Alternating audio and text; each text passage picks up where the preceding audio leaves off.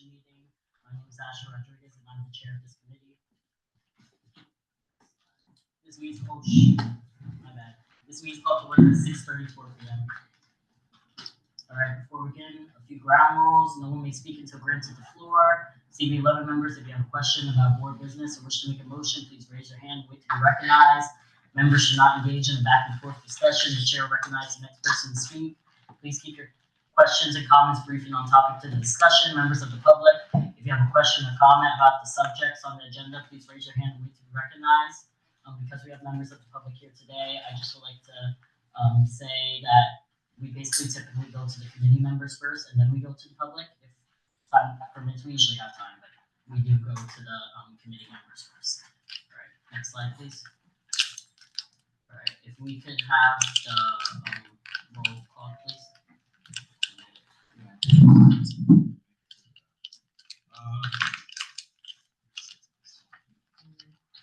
Members, be mindful there are 14 members on this committee, 8 is needed for quorum. Fernando Alvarez, David Giordano, present. John Green, Here. Jerez Alston, James Kemp, present. Malik McCullough, Jennifer Meyer is excused. Jessica Morris, Hayward Newton, here. Tanya Phelps, Here, present. Asher Rodriguez, Present. Isaac Scott, Russell Schuler, present. Thank you. Loretta So. You have quorum. All right, thank you. All right, the agenda was distributed in advance. Seeing, if you have an objection to the agenda, please raise your hand. The only slight change is we're gonna have both presentations go first and then do the district needs and budget last. Okay? If no one objects to that, to the agenda with that friendly little amendment, I just would like to say it out loud. All right, seeing no hands. The minutes, I saw on the Yes. the minutes. I told you how there was like from May to like now was already up. The It- ones we're missing. Were they distributed or no? So I've given the committee a compiled document of all of those minutes from November and December 2024, and the minutes from January through So it wasn't September. the email. Yes. All right. So the minutes were distributed in advance. So is there any objections to the minutes? All right. Seeing no objections, the minutes from the previous almost year of meetings are adopted. All right. That's very helpful. So we shall now. All right. Is there any announcements? We have a couple here, but all right. Yeah, just a moment. Thank you for the floor. 2 minutes to say. And I'm so glad to see some nomination forms on the table. The nominations period is open for the Community Board 11 election biennial. Happens every 2 years. Chair, vice chair, secretary, and treasurer are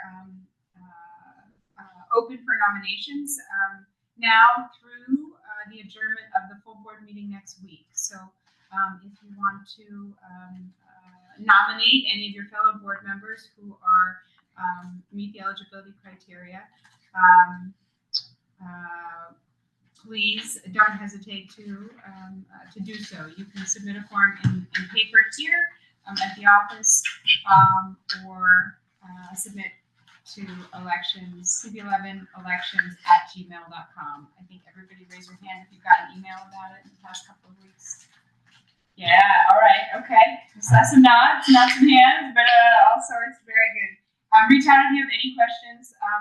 My Vice Chair Russell Schuler is also at the table, and the Elections Committee has been working hard to respond to current nominations. There's a list of current nominees at the bottom, linked.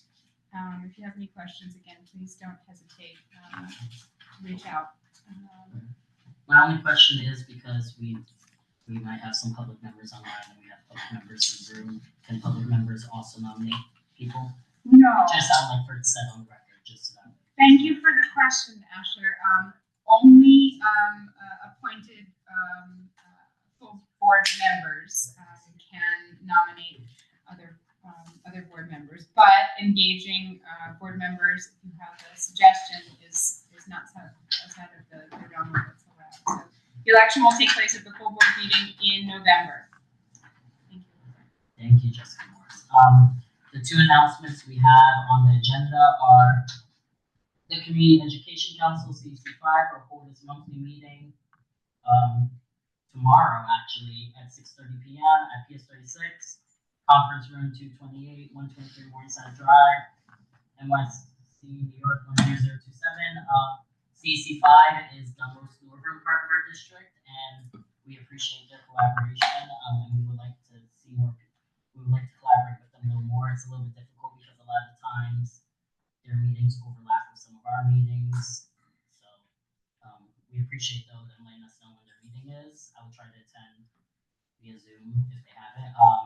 Really, you want to talk about the next one? Or you want me to?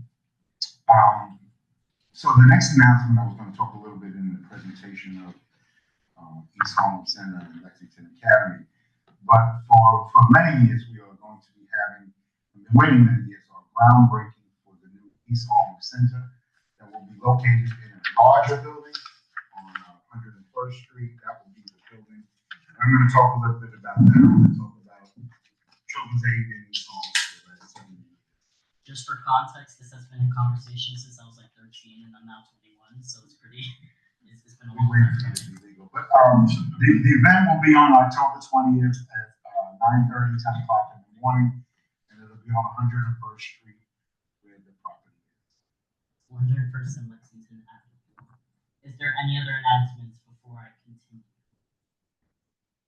All right, seeing no other announcements, we're gonna now move to our city agency partners. So we're going to start with Dr. Christy De La Cruz from the Superintendent of District 4. Is she on? Yeah, She is.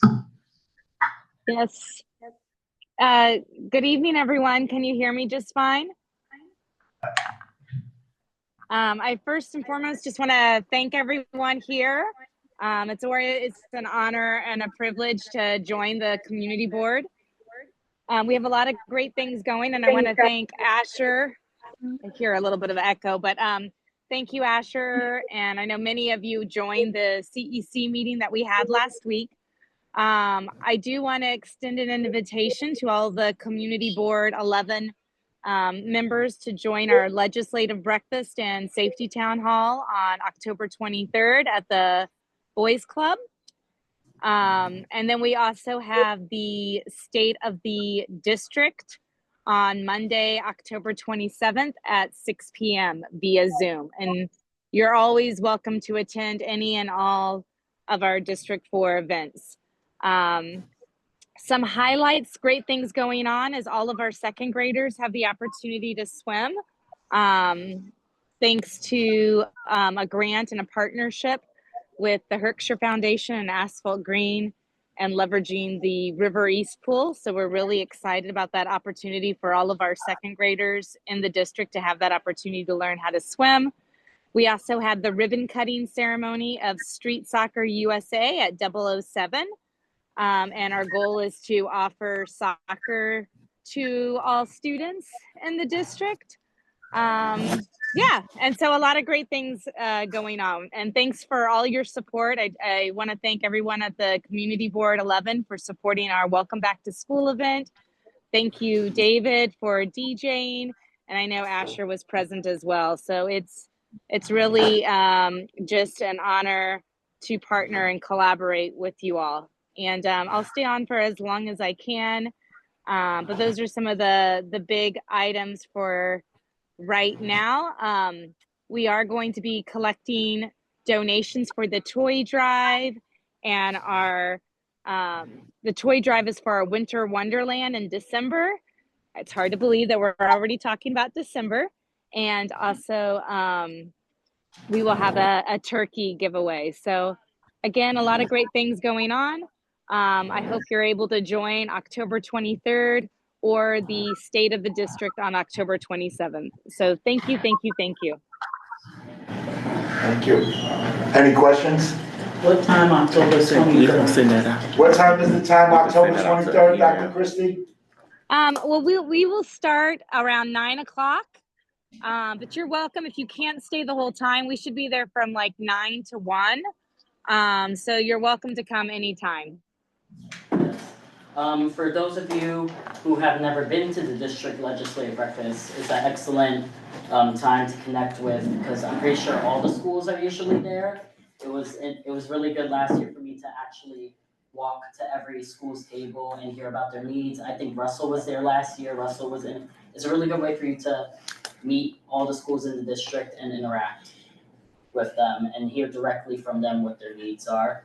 Also, because Dr. Christie was mentioning a lot of the sports stuff and opportunities a lot of our students get, I could say from like 72, which is where I teach, where I work at, the kids, they have tennis, they have swimming, so the district does make sure that the kids have a lot of like sports opportunities, and a lot of these partnerships came out of collaboration with the community board in the district to get these things to the students. So just so, as we're talking about budget requests today, about things coming into fruition, that's like examples of stuff that we've been talking about for a long time. So, is there any other questions for Dr. Christie?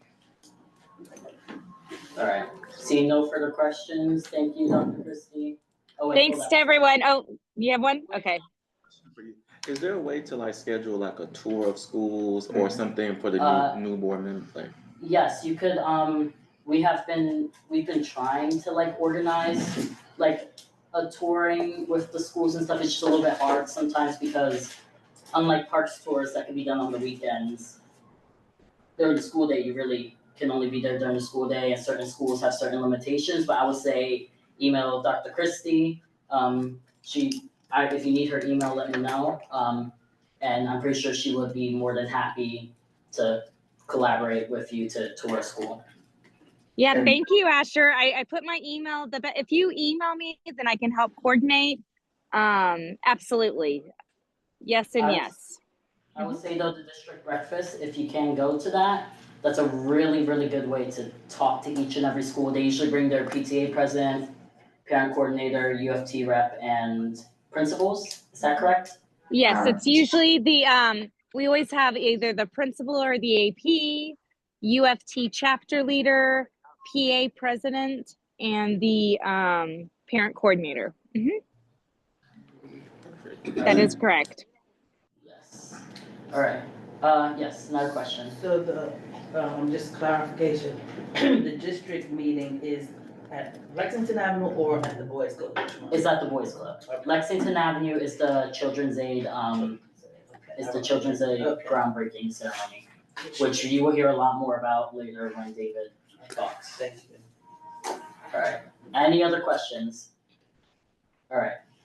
Thank you, Dr. Christie. Appreciate you. Thank you.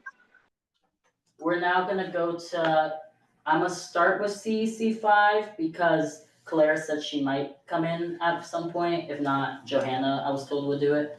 So I'm gonna start with CEC 5. Is there anyone from CEC 5 on?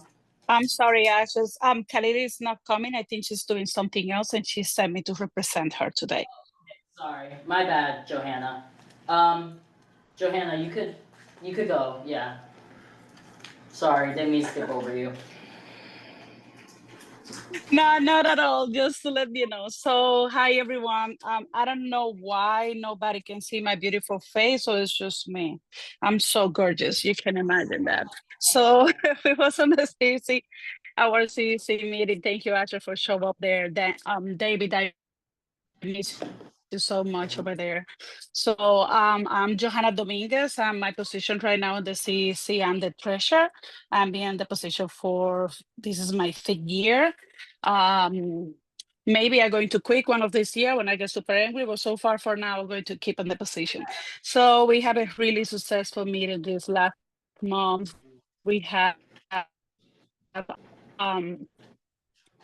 so we're still working on many things that we need to work. We didn't have quorum for both and a few resolutions that we have it on the cabinet. We have resolutions for public school students detained from ICE. We have another resolution for dissolution of Department of Education, resolution of the funds, and we have another resolution for oh, this is a big English word, restorative justice practice in our school. So we are working in all those processes. Immediately we have quorum, we're going to move forward with that. We are not yet choosing our allies on the school. We're waiting for the new members because we have a few members who resonate in the position, and we have a few appointees. So we have 2 interviews already for 2 new members. Our next meeting is going to be on November 12th in PS 83, PS 90, 182, BBMS. The address is 219 East, 109th Street at 6 p.m. For the member on the CB 11 that was asking to get tours in the school and things like that, I'm going to bring and the legislative. That one is a big English word for me too. Legislative breakfast. I'm working on it, don't worry. So I can walking you around. That's the way that you really know everybody, because what we usually do, because I'm also the PA president and PS 007, is we, with the principal, we prepare a folder on our needs, like what the school need, and we try our best to get those politicians, persons in their school tables so they can propose like, this is what I need an AC in the auditorium, this is my proposal, this is my budget, this is how much I'm going to spend. So they take the folder, and we really hoping that they understand the need of that school is the one they can choose. Of course, we are a whole district, so whatever school that they choose is going to be welcome, but everything. But it's really nice too. Also, if you want to go to the CEC meetings, you can meet principals, because what we are trying to do now is have the CEC in different school every time that we go in. So all the members can meet the school and meet the needs and have a tours and things like that. So if you're going in person on the CEC meeting, you can meet the principal and you one can reach out to the principal, introduce yourself, and have a tour. This is what it is. The schools, the meetings of the CEC, we want to do it in all our schools, but only needs to be the school who have accessible for the ramp. And so far, we just have a few schools that have all the criteria for that. Thank you so much. That's the CEC report, CEC4. Thank you. All right. Thank you, Johanna. Any questions for Johanna? All right. Seeing no questions, thank you so much. Appreciate you. Next, we're gonna go CC5. Seeing no one from CC5, we're gonna continue on. Rosa from Manhattan High School's President Council. You're giving that update, correct? Am I assuming right? She has so many roles, I never know. Hi, can you guys hear me? Yes. Awesome. Thank you so much, Asher and everyone. My name is Rosa Diaz. Yes, I am still in Manhattan High School's President's Council, so you can hear me better. So our meeting is October 27th at 7 p.m. and we are going to have the FBI present on cyberbullying and how to continue keeping our kids safe. We're also going to have a couple of resolutions with regards to transportation and Omni cars not working and how we can keep them accountable. We're also going to have resolutions on the IIT to keep our NISCA account for our high school senior active for a year after graduation, so our kids can provide the information to their different path or colleges. We're also going to have a resolution on communication and transparency for the PSAL, which stands for Public School Athletic League. And we're also going to have elections. And lastly, we're also going to have on October 28th, the citywide of superintendents and district level parent leaders. It's going to be at LaGuardia Community College in 31-10 Thompson Avenue in Long Island City from 5 to 7:30 p.m. I will put my information in the chat, and I will also provide the information to Asher and Khalid, just in case if you haven't gotten it before, you can sign up and register and join us. Thank you so much. Any All right. questions? Is there any questions for Rosa? All right. Seeing. Oh wait. Oh. Committee members. Then I'll go to the public. All right. Seeing no questions from committee members, I'm gonna go to a public audience member, Caleres. Hi, Rosa. I was told that the citywide meeting on the 28th is only open to superintendents, CEC presidents, and president's council folks. So I don't know if that's a broad invitation because the space is limited. I just want to make sure that we provide the accurate information to community members and not have them turned away at LaGuardia in Long Island City if they trek that way. Definitely, thank you. We can always make any accommodations if anyone wants to join. All right. Is there any other questions? All right. Thank you, Rosa. Appreciate it. Is anyone here from the district attorney's office? I don't know who it. Yeah. Okay. Yes. Sushi. Good evening. My name is Brianna. I'm here with my supervisor, Imani, who's also here at the moment. We are part of the Community Partnerships Unit at the Manhattan DA's office. We are specifically part of the Youth and Education team. I'm a Youth and Education Coordinator for Manhattan North, specifically covering districts 3, 4, 5, and 6. We offer various educational programming, presentations catered to the needs and access of young people in their communities. We don't have any announcements for this month, but I will drop my information in the chat just in case anybody would like to know any other information or had any questions or concerns for our team. Thank you. All right. Is there any questions for David? Hi, Brianna. Just wondering, in the past, you know, the office has done some workshops around dating violence and other kinds of things with youth.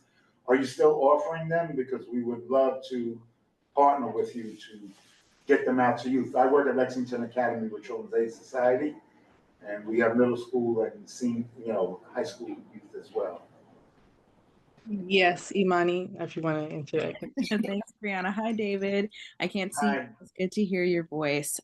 So we are still doing those workshops. We are partnering with organizations that specifically work on providing healthy relationship workshops for youth. So we are currently partnering with organizations like Day One. That's our main partner. And we're happy to come out and do a workshop with them. If you would like to get us some information about the needs of the school that you're looking for and some dates, we're happy to provide that with Day One and get something rolling. Sounds good. We'll reach out. Thank you. All right.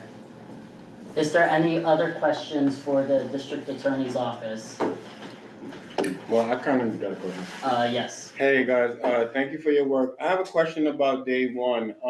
I guess could you tell us a little bit more about them? I'm sorry, I could have also Googled it, but I figured since you guys are here, could you tell us a little bit about them? And are there other organizations you're working with or looking to work with in regards to doing workshops and trainings that are similar?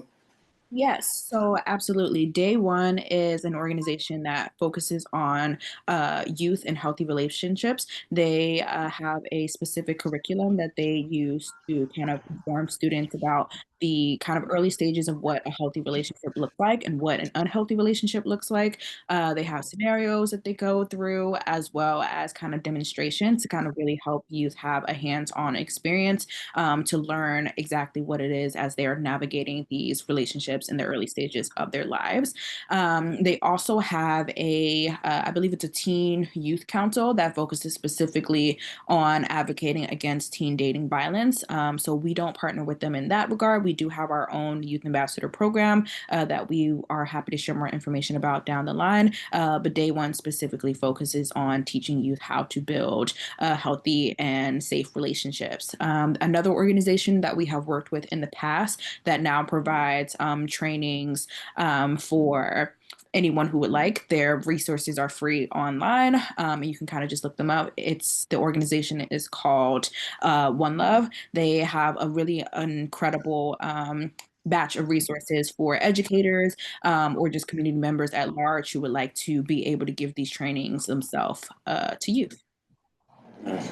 And do you guys also come out to CBOs as well? Yes, we do. Okay, cool. Yes, I'd love to have you guys come out to, we have youth all year round, and I think this is just an amazing, the opportunity for them because they're all very active.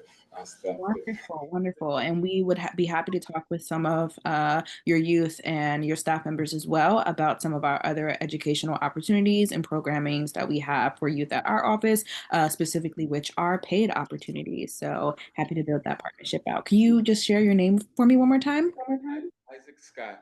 Isaac Scott. Nice to meet you, Isaac. Brianna's contact info is in the chat, and we look forward to partnering with you. Thank you guys very much. Is there any other questions for Imani or Brianna? All right.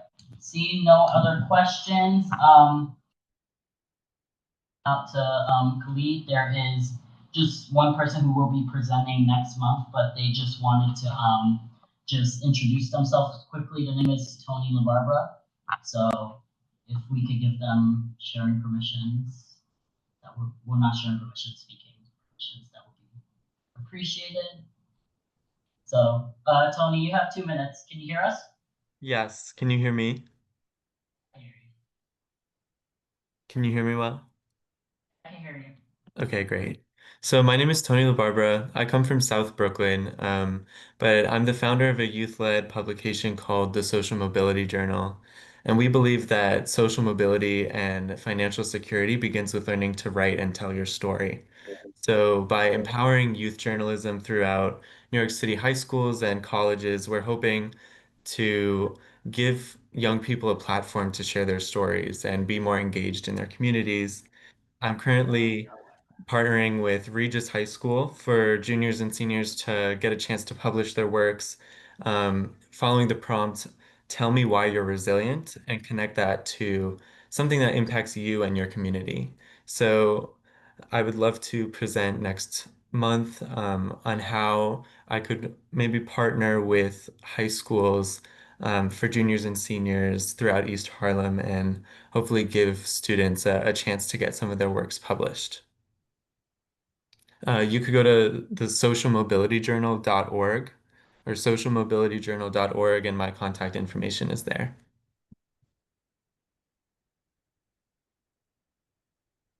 And that's everything. Thank you. Tony, can you? Tony, our Wi-Fi like completely cut out. Can you just please repeat everything you said? Absolutely, absolutely. Okay, so my name is Tony. I have founded a youth-led publication called the Social Mobility Journal, and I believe that social mobility and financial security begins with learning to tell your story. For me, I was able to write my stories down, and those became college essays, and then that brought me to where I am today. And I want to give that platform to other youth around New York City to engage in journalism, to follow the prompt of tell me why you're resilient and connect that to an issue that you see in your community. So through this platform, we hope to give a voice to youth in high schools and colleges around New York City. I'm currently partnering with Regis High School for a competition in the spring, and I'm hopefully going to be able to connect with English departments in high schools around East Harlem to extend this writing competition. So I would love to present more next month.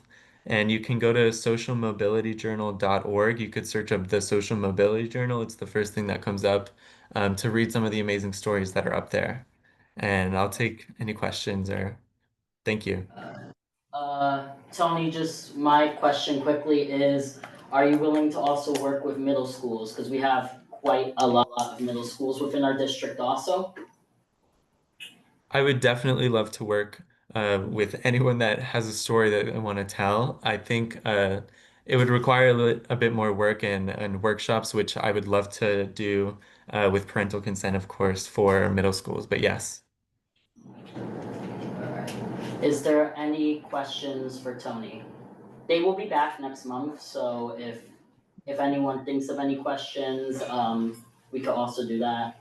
But I just want them to come introduce themselves because they were telling me about this. I think it would be a really good opportunity for our youth within the district because there's a lot of kids have a lot of stories to tell. So I think it's a very good way to give them a voice. So thank you, Tony.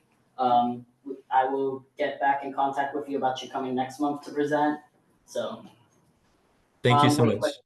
Is there any questions from the public? As I said, committee.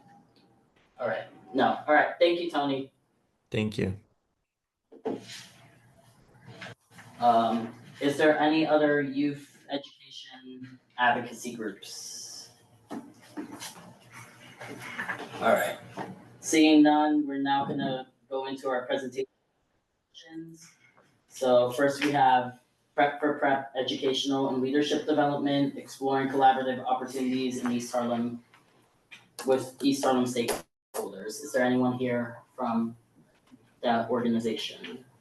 Hi, good evening, Community Board 11. Can you guys hear me? Yep. Hi. Perfect. Thank you so much for having me again. I believe I was here last year and wanting to share a little more about Prep for Prep. My name is Lisbeth Enriquez, and I am the admissions officer for Prep for Prep for Manhattan. Is it okay if I share my screen briefly? Yes, 1 second. Okay, go ahead.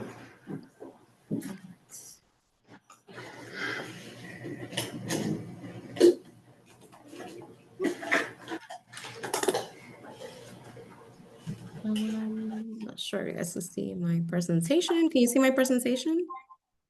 Mm-hmm. Thank you.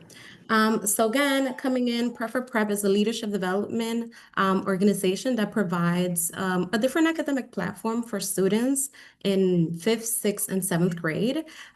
So we have two very distinct programs with same core organization that provides preparation and support for high achieving students. So as you can see here, this is our application flyer. Our applications are now open for 5th, 6th, and 7th grade students in public school, charter schools, and parochial schools. And the program really allows these high achieving students to explore a different learning environment in the independent schools and boarding schools that we work with across the country. A lot of the students that come into our program learn from the program through their schools and nominators and different community boards such as this one, where I know there are a lot of stakeholders are able to share this opportunity or recognize the student. I know, I'm not sure who was talking before, but I know there's a staff here from PS 72.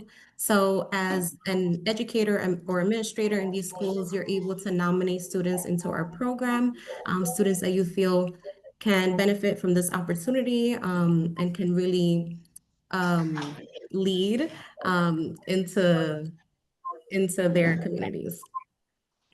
So a little bit about some of the schools that we worked with in District 4. Right now, we're working with some really amazing families from TAG, Esperanza Preparatory Academy, as well as the East Harlem School.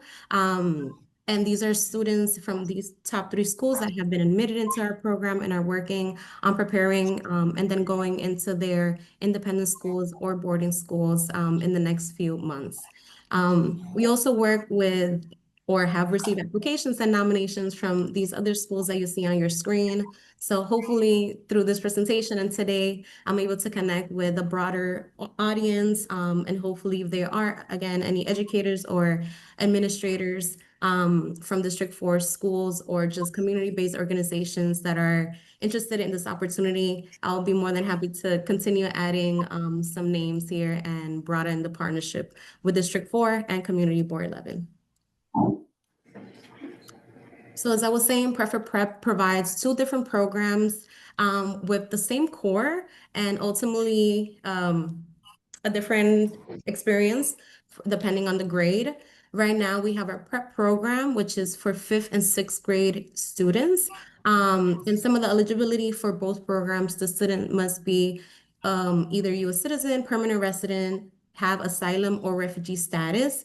They must show strong academic record and as well as financial need. We do work to provide these opportunities for families that otherwise wouldn't be able to. And I know that a lot of that comes from a lot of our communities. So we want to make sure that they also have access to a different learning environment. For our prep program for fifth and sixth grade, we work for 14 months with the students, preparing them academically, socially, as well as emotionally to enter their new learning environments, which will then lead to them being placed in an independent school here in New York City. And then for our Prep 9 program, we work with high achieving 7th graders to place them in boarding schools throughout the Northeast for their high school experience. So as you can see, both programs have similar eligibility, similar experience. It's just depending on the grade, it differs with where they end up going. Again, we work closely with the families and the students to make sure that they are being heard and they're being supported throughout their placement program. But I think something really cool about prep is that aside of the placement, we provide an array of resources for our students to be successful in their new schools, as well as to continue succeeding in their current schools as they prepare for that transition. So this is just some brief information on our preparatory component, which is the 14-month core of our program. And some of the program dates, usually students that apply for this season and are admitted would get a notification by May, and they are quickly starting the program by June, and then that goes on for 2 summers and the school year in between. The students are taking these classes and preparing at partner independent schools here in New York City as well. So they get to actually be in the schools and see what it's like even before being placed. And then some of the program curriculum, right? We are teaching our students math, English, science, but at a more rigorous level. So then they are being academically challenged and prepared for their independent school experience. Quickly diving into the way that we go into matching schools, we work hand in hand with the families. We take them on campus tours to make sure that they know what these schools look like, to know who work at these schools, and really what are the opportunities being provided for them. And we also work with these schools hand in hand to provide financial support so that the families are able to pay for these schools.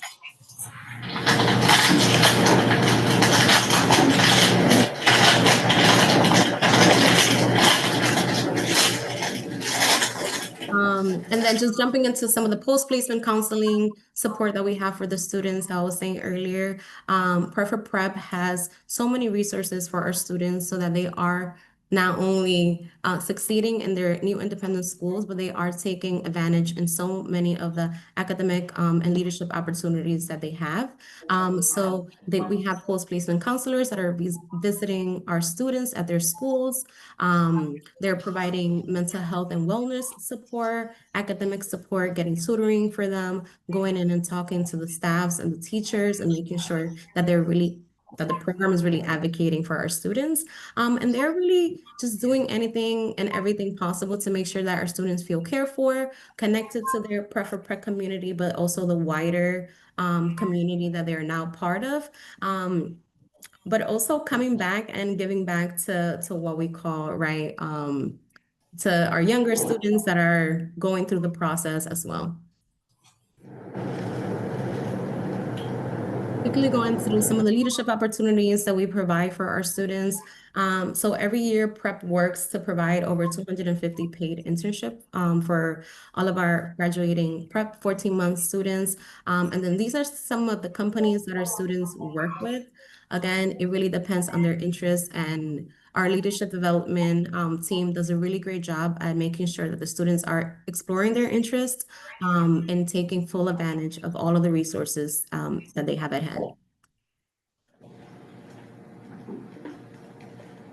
And college guidance, even though we start with fifth graders, Prep is a journey, and we are there for the students throughout their academic journey. So when college comes around, we're also supporting the students in navigating their higher education interests, talking to admissions offices at different colleges and universities, or just seeking out different opportunities if it's not college that they want to pursue.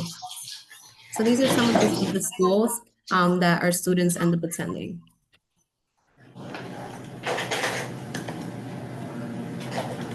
So what would be the next steps? Our applications, how I said, are open, and they close January 21st. So parents and families, educators, they do have some time to nominate, apply for their students.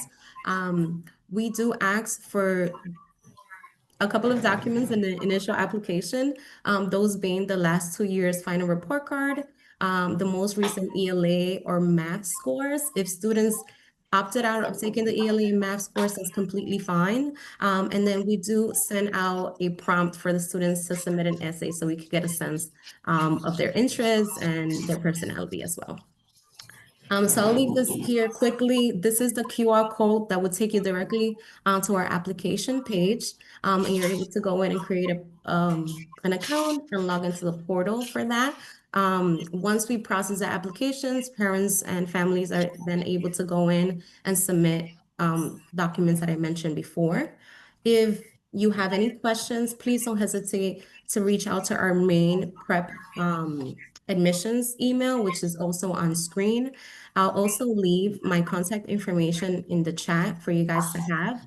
And honestly, I'm looking forward to connecting with just District 11, but also District 4 more in depth. I know there are so many great and amazing students out there. And again, just bringing a different opportunity and a different learning experience for the students. And I know, again, working from some of these schools in District 4, I know that there are so many amazing students out there.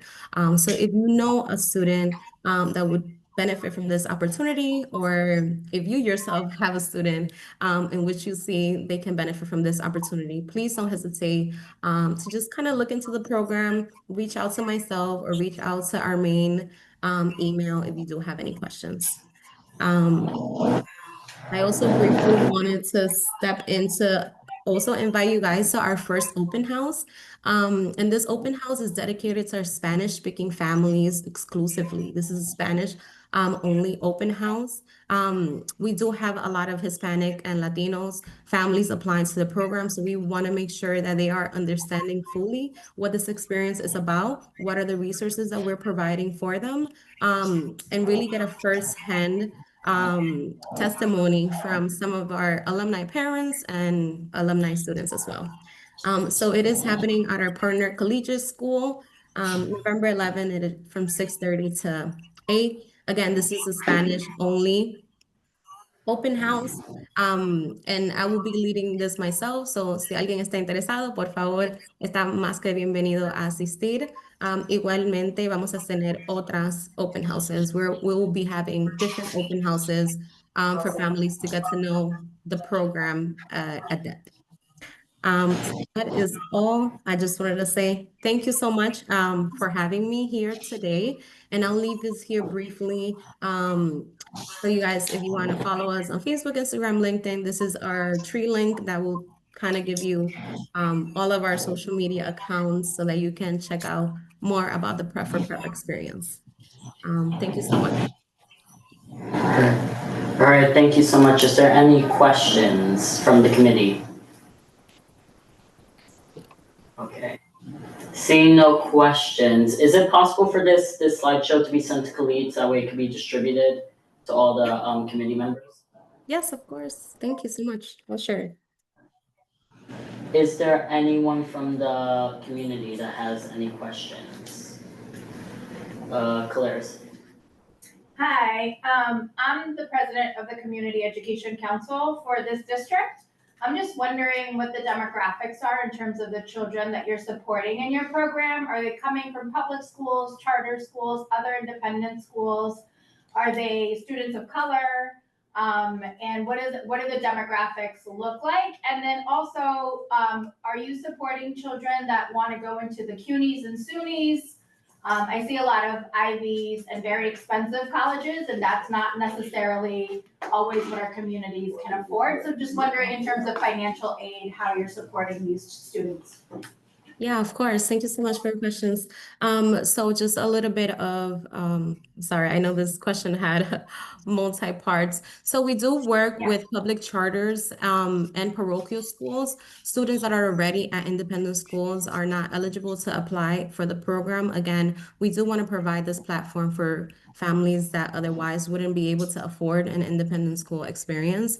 And with that, right, we're not saying that this is for all parents and every parent and every student. The program has predominantly worked with Black and Hispanic Latino students, so students of color in general. And that has always been the case. That is just historically for us who we serve. So the majority of our students are students of color. They're African American, Black, Hispanic, Latino, and Asian. Are they students with individualized education plans and students that are being provided a more inclusive environment by attending some of these schools that you're supporting? Yes, of course. So within the program, we do have limited resources for students with 504 plans or just IEPs. We work hand in hand with the families to communicate the support and the resources that we're able to provide for the students. Sometimes the program is just not a fit for a student, regardless of whether they are high achieving, right? We also want to see that the student has motivation to lead and learn and just grow in a different environment. But we do work hand in hand with the families, whether that is to provide any specific accommodation for testing within our reach in the program. Once the students are placed, well, throughout the placement program, we really work with the families and the independent schools to make sure that they are being placed, again, one, in a school that serves their needs, and two, in a school that the family and the student feel comfortable attending. So. Yeah, and then the CUNY, SUNY financial aid support. Yes, of course. A lot of our students, because they are maybe away, they do tend to want to apply to higher or Ivy League schools. That does not take away the opportunity for them to apply for the CUNY or SUNY schools. We do have a longer list of the colleges that are colleges and universities that our students are being admitted to on our website, and it's a very extensive list. Again, Ivy League school is the goal. It provides kind of a similar structure to what they already have experienced in their independent schools, but that again does not take away from our students still applying to a school that that fits them, that that targets their interests and their goals for a higher education. We do work with the financial aid offices, and we have our college guidance counselors that work directly with some of the financial aid offices and the schools to make sure that the students are receiving scholarship money, that they are applying for any grants if possible, but also giving in any extreme circumstances, the independent schools also support the students in their academic journey through college. Thank you. All right, I'm gonna let Tanya go first. Hi, my name is Tanya Phelps. I've had a lot of experience with Prep for Prep because all three of my children went to independent schools starting in K. And I just want to know if anything has changed. A lot of the kids that would come in prep, they would come in 7th grade, and social emotionally, they were having a lot of struggles because we say independent schools, but these are schools that cost almost $70,000 now, and people coming from District 4 who may have not been exposed to things like that. What is Pep for Prep doing at this stage to support children social emotionally? Because academics is one thing, but I have been in a school where the Prep for Prep children said they will never come back to the school again. And that just really broke my heart when I was there. But that was some time ago. You know, I have a wide range of ages and children. So I just left an independent school, but my oldest is 32. So I've been in the independent school system for a long time. And a lot of our children of color are very damaged by the social emotional effect of independent schools. So I just want to hear what you have to say to that. Yeah. Of course, right, and it's real. That is a different educational experience for our students. They're going into predominantly white spaces, and as students of color, that can be uncomfortable for them. So I'm not sure how long ago, but prep has 2 classes throughout the 14-month prep component. We have Conclave and we have Invictus, and these classes are targeting the social emotional need of the students. So we have licensed social workers that are working with the students to navigate identity, to navigate conflict, to navigate just awareness overall for their students, and to really prepare them to what some of the things that they're going to encounter, which are not rare things for our students to encounter, is that they're going directly into these spaces where they're going to possibly be targeted. So we want to make sure that we are getting ahead of that. Our students are still encountering these things on a daily basis in their current schools or just in our society, unfortunately. So we have those 2 classes specifically throughout the 14 months. Again, not sure how long ago the prep program took on, but we have specifically our post-placement counseling, and they work to visit the schools and work with the students one-on-one. They're going in there and they're advocating for the students.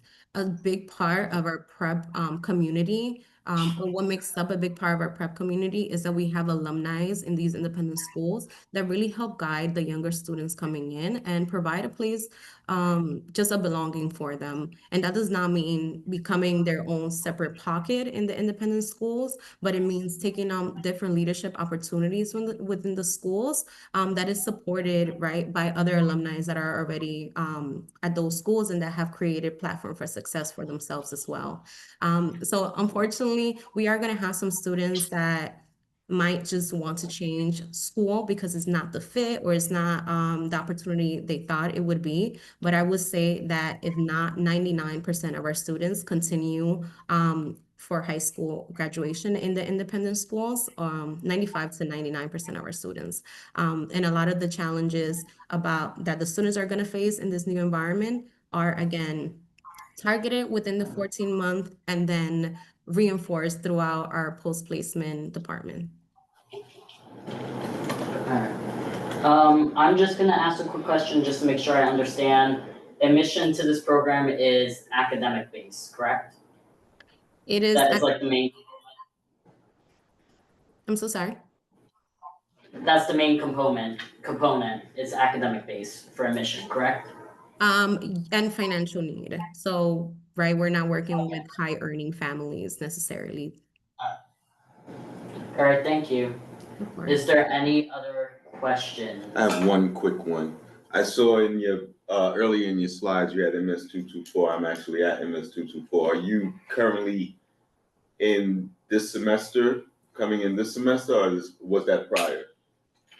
That was prior. So we had a young lady that applied from MS224. Okay. And I do not believe she continued the application.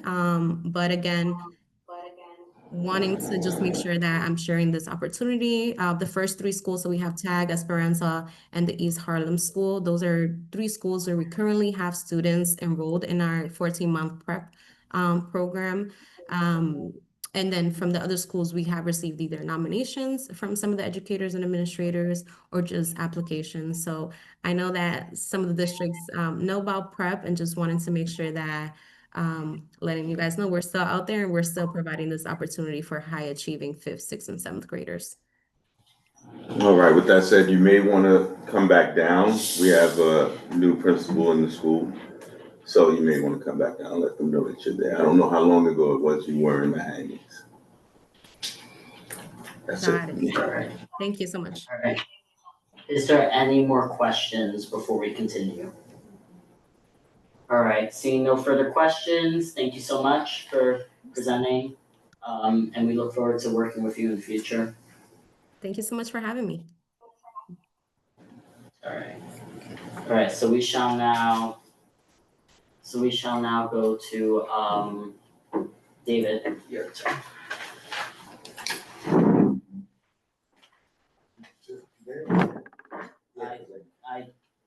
Whichever. So Yeah. I come humbly before all of you tonight because I guess the city has finally listened to us because they have put more DYCD slots for after-school programming in this community and throughout the city. So I've been fortunate in my 20 years of being the director of the East Harlem Center. I have not had to come before the board and ask for regular after-school funding. They've been amended, and we've continued to ride from OST to Compass and Sonic. And now they are reinstituting grants for 6-year grants for after-school programming throughout the city. So I may be the first, there may be others that also come before you. But I thought before we spend some time talking about this particular need and what that particular plan was also making the announcement about the East Harlem Center and the reopening and the groundbreaking that is occurring on October 20th. So many of you don't know, who may know, East Harlem is part of East Harlem Center is part of Children's Aid Society. Children's Aid has been around since 1853.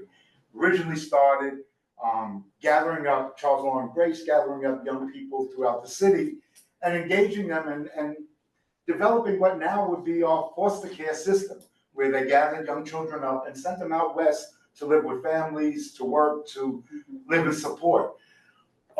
Children's Aid has many programs, many services. I am in the youth division, which deals with the direct services to youth in the community. This is the East Harlem Center. So in 1953, Children's Aid, after celebrating their 100 years, decided to move from downtown in the Greenwich Village section where we had centers, our Rylander Center and 88th Street as neighborhoods changed, and decided to move to Harlem and East Harlem. And it was a real effort to open up several centers in Harlem and East Harlem. East Harlem Center was the first. We actually opened in a corner store in 1953. You could turn because I'll keep going. And then in 1956, we opened the center. Millbank opened in 57 and 58, and Douglas opened in 57, which I worked with Reverend Stad when he was a youth. So I just want to take a moment to say, if you could go, right, back to the future, stay in the present, or go back to the past, where would you go, right? And I think before sometimes we go ahead to our future, we have to revisit the past of where we've been, where we're at, and where we're going.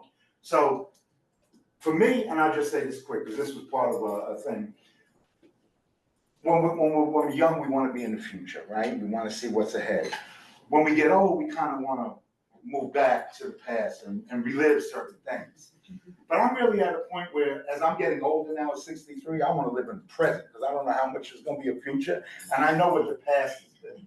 But as we have often said, right, if we don't, we'll remake the mistakes of the past. That's where I can hit the button so I can keep going. I got a lot of slides here. I'm just going to talk from the slides, right? So again, we opened in 56, Millbank, and 50. Yeah. Oh, okay. Yeah. So, okay, yes.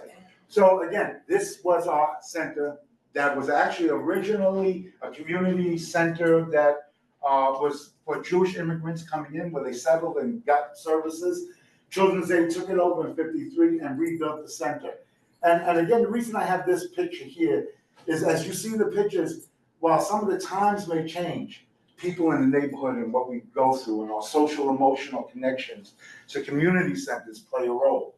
So I just want to share, we have the great-granddaughter or great-niece of the first East Harlem Children's Aid member, who's now a public member in this committee.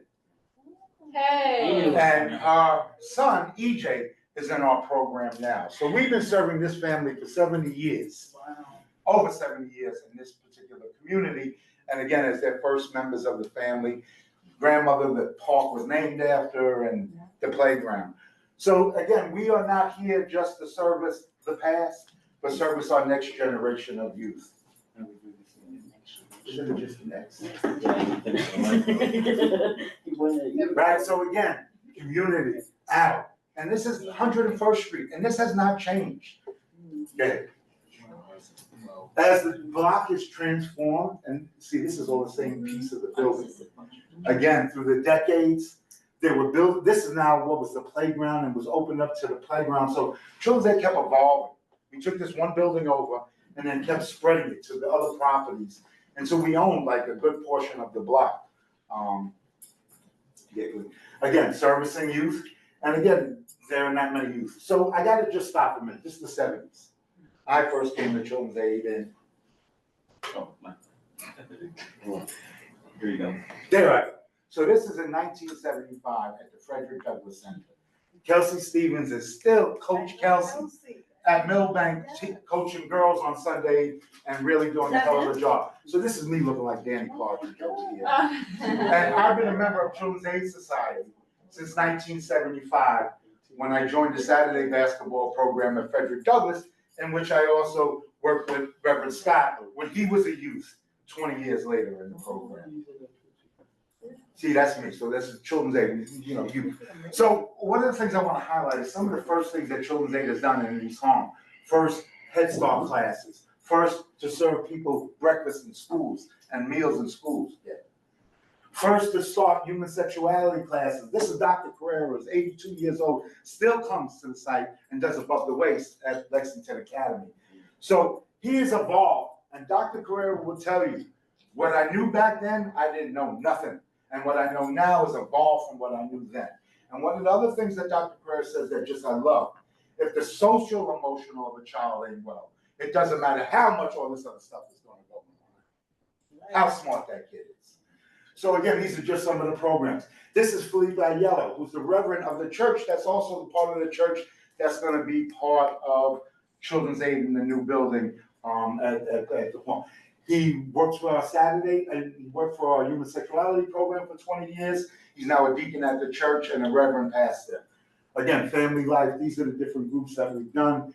And as you see, the center will stay the same, but it changes inside in the walk there. So Project Live, this is one of my favorite programs that I need volunteers for. This is a program where there are two. The Project Live is a center-based and a corporate-based program. Kids come in and get tutored by adults and professionals such as yourself. We break and have a meal. We do some educational activities together, group activities, do some social emotional. After the kids go through 2 years of that program, while they're in high school, they go to the corporate-based program, where they work with JP Morgan Chase once a week, and they go down and get mentored by professionals in the business world. Cooking programs, Go Healthy. These are some of our great programs that kids love.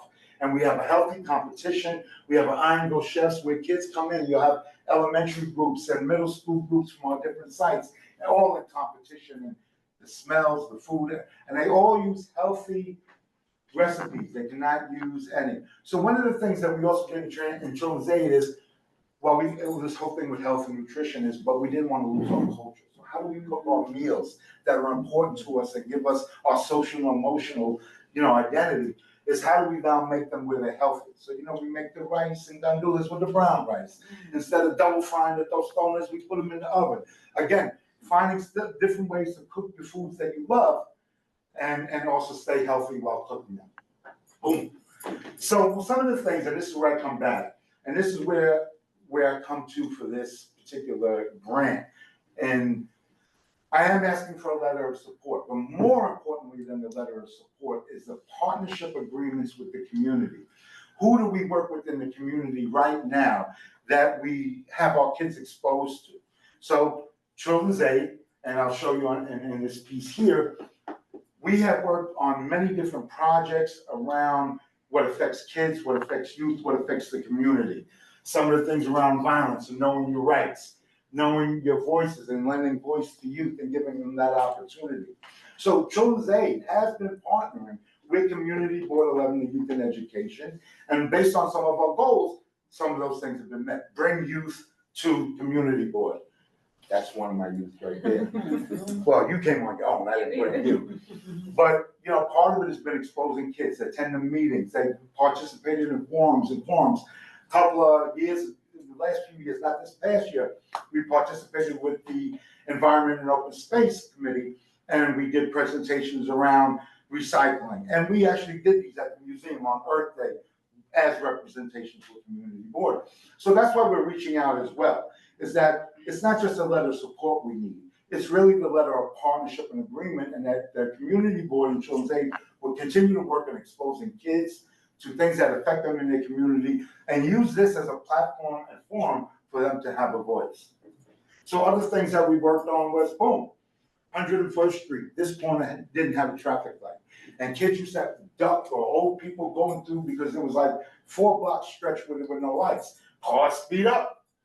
So the kids actually wanted to go lay down in the street and stop the traffic and bring attention.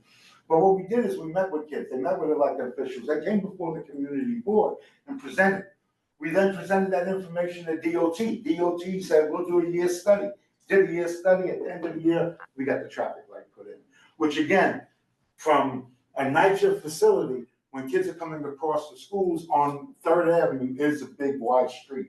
And I tell you, one of the things that killed me is I used to love driving here and make that turn, so I didn't have to stop. But every time now I stop at that light, it's like, my kids put that light. Can you hand me that water over there for them? I'm just yakking. All right. So again, other things we've communicated and worked with is stop the violence in our community. And these are things that we're still working on now. And marches. This was the DA's office and the community did a health and healing thing that they would do in June. It first started in December and they kept moving, but now it's in June and July. It's up on 120th Street. We go on a march, and then there are a whole bunch of activities. So this was us doing the march. Again, doing activities outside. Mitch Caparosa is our art, which is our leadership person, and she does all these wonderful projects with kids as we go on. So also part of this culture is dancing, having good times, right? And learning. And one of the things that we really see, and this is why I reiterate these old pictures from the community hasn't changed. We're still doing the same things. We're dancing in the street. We're using the community. Again, different things. These were different dance groups we've had around Latin culture, around, you know, African American culture, and hitting up on what our youth are looking for. You know, sometimes we always want to say what youth need. More importantly, we have to listen to what youth are saying they need. And that's why we have youth sitting at the table here. Performing arts. This is part of where I want to see the center going forward. So many, basketball brought me to Children's Aid. Basketball brought you to children. But so many other kids come for other things. And what I've learned is performing arts really opens up so many other things for kids. And last year we did The Wickedest Wizard of Harlem. It was a wonderful show, and we keep on. Let's go. We did Harlem Renaissance. We got wonderful money to put on shows, and this was great. See, kids, we just didn't put on a show. We studied the whole year of the Harlem Renaissance period. We had the Schaumburg Library collaborate with us. They put clues in the library, so we did scavenger hunts. Kids had to find the Cotton Club, the original Cotton Club. What was the original address? So we did little ties to things to show how the community changed and moved around. I know I'm talking long, but you know, I gotcha. So this is our East Harlem community. That's one of our families. Summer. This is all we do in the summer. I run a wagon boat camp where I take 50 kids and they go upstate to Chappaqua, New York, zip line, pools, learn all different kinds of things. Alvin Ailey camp. We have Alvin Ailey professional dancers at our community school for 6 weeks. It's a hell of a show. Like, I love the shows that we do with kids, and I'm working with kids for 40 years now. But what they do for 5-6 weeks with these kids, it really is. It's like a professional performance. You got 60, 70 kids walking on stage, moving in and out. Our home camp activities we do at the site. The East Harlem Carnivals and the collaboration with the El Barrio Task Force for Youth, where we work with the Diana Yellen, put on this carnival for the kids in the community. Bridge Camp, our middle schools. SYP, we don't just work with SYP, we have prevention groups in the summer where kids do an institute. So the 14 and 15-year-olds, they don't work, you know that, right? In SYP, they go through project-based learning. And we tie that in. And we also have young people working, summer rising at Lexington Academy. And that's gonna tie into some of our district needs. And I know I'm biased, but again, I've reached out to the superintendent several times this month. What are the most important schools that need things? She keeps saying Lexington Academy, yeah. Okay, and again, just other things that we do. We run play streets. Play Street, who knows what Play Street is? We close the street down from 8 in the morning to 5, and kids play on the entire street. It becomes part of our center. Oh boy, that's gonna be interesting when Mount Sinai's and the rest of our building, I'm closing down the street playing music, but anyway, I digress. Again, this is what happens on Play Street. We're having little discussions, we're having food testing. This is a nutritionist that does food in the morning, and then they go on tours to the health market on 104th, the farmers market. Again, what our community is in the street, all the things that we do. We bring out tents, we set up the street, we use that as part of our playground, right? Again, remember the pictures I showed you of the street in the 50s and the 60s? Yeah, here again. So this is the Life Changers Church event that they do to give book bags back to the community and kids. That's your uncle? Pastor Harris is one. Oh, wow, so you better come to our opening, because actually the church is gonna be out there. New Jerusalem, when it was New Jerusalem, yeah. Oh, okay, see, again, 6 degrees of separation. We never know how close we are to somebody until we're in that space with them. So you need to be out there, because Reverend Felipe's gonna be out there. Bishop Harris' wife is gonna speak as well, so please come. Again, we're just having fun doing relay races in the street. I also want to see that big grill barbecue, live grill and the public and yeah. Again, just a normal day on the street, different activities depending upon the day, obstacle course, small games, different things. And what's so nice about this street, aerobics in the morning. Oh. Where we would do aerobics in the morning. See, this is what killed me at the school. It's like 8 o'clock, everybody go upstairs. Camp is different in the school than it is in a community center. And again, as we come out, we will do these kind of activities to set a different tone and get everybody together. In the school, summer rising, we right up there with the teachers, so it's a different. But you know how wonderful this is, and the energy that gets people up and gets them going in the morning. Yeah. Just different themes. Kids learning to cook as well. These are our Keystone Youth Leadership. Those are teams that participate with us. Actually, she's a social worker now. Just different things, Olympics, we have kids do their own shirts. This year we did Olympics and each group tie-dye, so we know which team you are on based on your color of your tie-dye. Again, just keep going, just different pictures, a visual, all the energy that's out, older pictures, remember those things we used to get on? Yeah. Just having fun in the street, the basketball tournament we would do, you know, again, these are the kind of things that got lost with funding, when funding got cut. We would have this tournament, it's 10 o'clock at night. And then all of a sudden, money, okay, we won't talk about where the money went, keep going. Again, just activity. So when we left the center, these were the carnival things that we did. So there was a time when money got bad in Children's Day, said we couldn't go on trips, couldn't take the kids to amusement parks. So we created our own carnival, world of blow-up things, dunks, and each group created games so that they were games kids could play, and then they would win tickets and would get prizes at the end. Those kindergartners on the side are now in 4th grade. They're in Mr. Alvarez's class. Yeah, it's cute. Yeah. I was like, oh. So again, some of the other things, Keystone, Children's Aid is part of Boys and Girls Clubs, and I'm sure some of you have heard of Boys and Girls Clubs of America. And one of the initiatives that they have for teens is Keystone. Keystone is a wonderful initiative, and this is our group that we bring here. This is where Ash had come from and to being part of this. Is really taking investment in your community and coming up and working on projects and some of the different projects. But they would raise money to go on Boys and Girls Conferences. So they would have conferences in Texas, California, 1,500 teenagers from around the nation get together. And, you know, it was really a powerful thing. But what we would have to do is the kids would have to raise the money. Whatever they raised, I would match, and then we would send as many kids as we could for the activity. And again, these kids would go to all these kind of activities. Everything we do with art is project-based or team-based. It's never as simple as just art with Midge. And Midge really does more of my work with leadership with our teams in this community. Yeah. Let's see. Just the different things of how we call this the colors of Obama, how everybody can see one man differently. Another interesting project around, again, diversity and how we celebrate. This is with 12 packs of dominoes. So again, what Midge does is when she's teaching about Martin Luther King, she's doing it through art. And she'll take art and then the kids will work on this project through this or investigate something about it and then work on a project that displays it. One of the best things is our example of Children's Aid is that one of our goals is to graduate, mission is to graduate kids from college. So, you know, within that, we did this summer where we studied and learned about the Little Rock Nine. They did, you know, the dream catchers and made them out of the caps and gowns of the helmet. So as we do all these things, we tie in all these different kinds of skills. Kids learn about literacy, reading, researching, and doing art. And it's all based on project-based things. Again, just the different projects I worked on. Muhammadu is getting ready to go to high school. Oh my God. He's in high school. Wow. Yeah. Oh, I feel old. Muhammadu gave me such a hard time at that stuff. Oh, we know. Isn't that your student? He's not anymore. living some of his students. Yeah. Last year. Again, there's Oh different projects showing them off what they're working on. Oh This one right here is one of my children. That's my 10-year-old. Oh my God, they're so little. Jesus.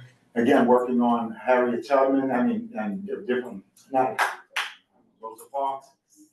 Again, learning about art, all the beautiful colors of East Home and the diversity of who we are and learning about it. So again, this is the art class.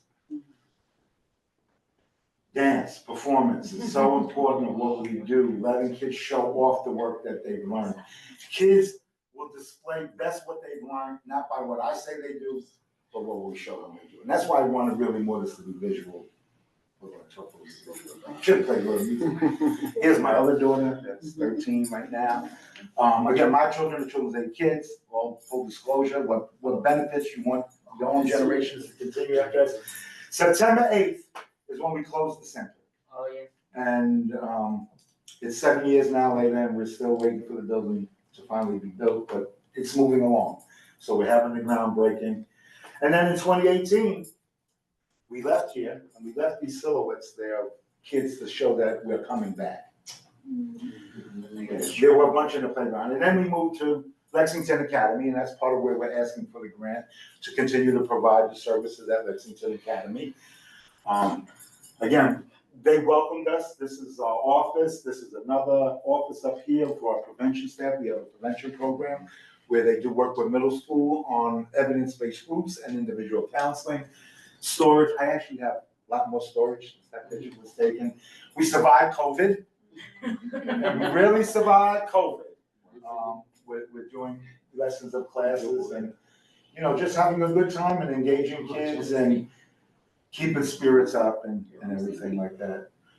Again, looking at where the future is for our kids, bringing in people that show a different business, minority business owners, and how you can also dream to be what you want to be, because each of them had a dream. Like this guy right here does DJing at those quinceañeras, gets paid $10,000. Like, shit, I'd be begging people for $100 that get paid. But again, you put on a show, right? And that's what he does, and he's getting it because he had a dream. And that's what he sees, that they had a dream, and let us help your dreams come true. What number are we up to? Again, Earth Day. So this is, again, some of the stuff we worked on with the Earth Day event in collaboration with CB11 and partnering. Diversity, this is a really wonderful thing that we do as well.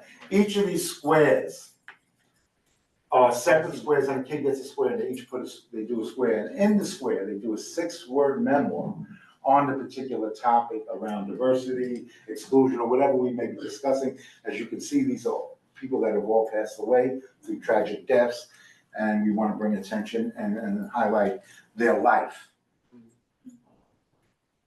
Again, we put them up outside. Again, we work on them. This is kind of my favorite, because when I was young and I learned about the story of Emmett Till, that kind of really just like struck me back, and I was like about the same age at that time. And you know, it's really a healing kind of a thing to do. We've done it with some of the families that have had their own children killed in the community, or we've worked with Not Another Child, which is a local community group as well, about addressing the needs of our violence in our community. And we did portraits of their children and sons that had also passed away. Again, this is the SYP in the summer. Again, they are having a great time, but learning and doing project-based learning and also doing their own portrait. That they, again, learning about stereotypes, you know, and who I am and what I'm not, and how other people may identify or not identify me based on who I am.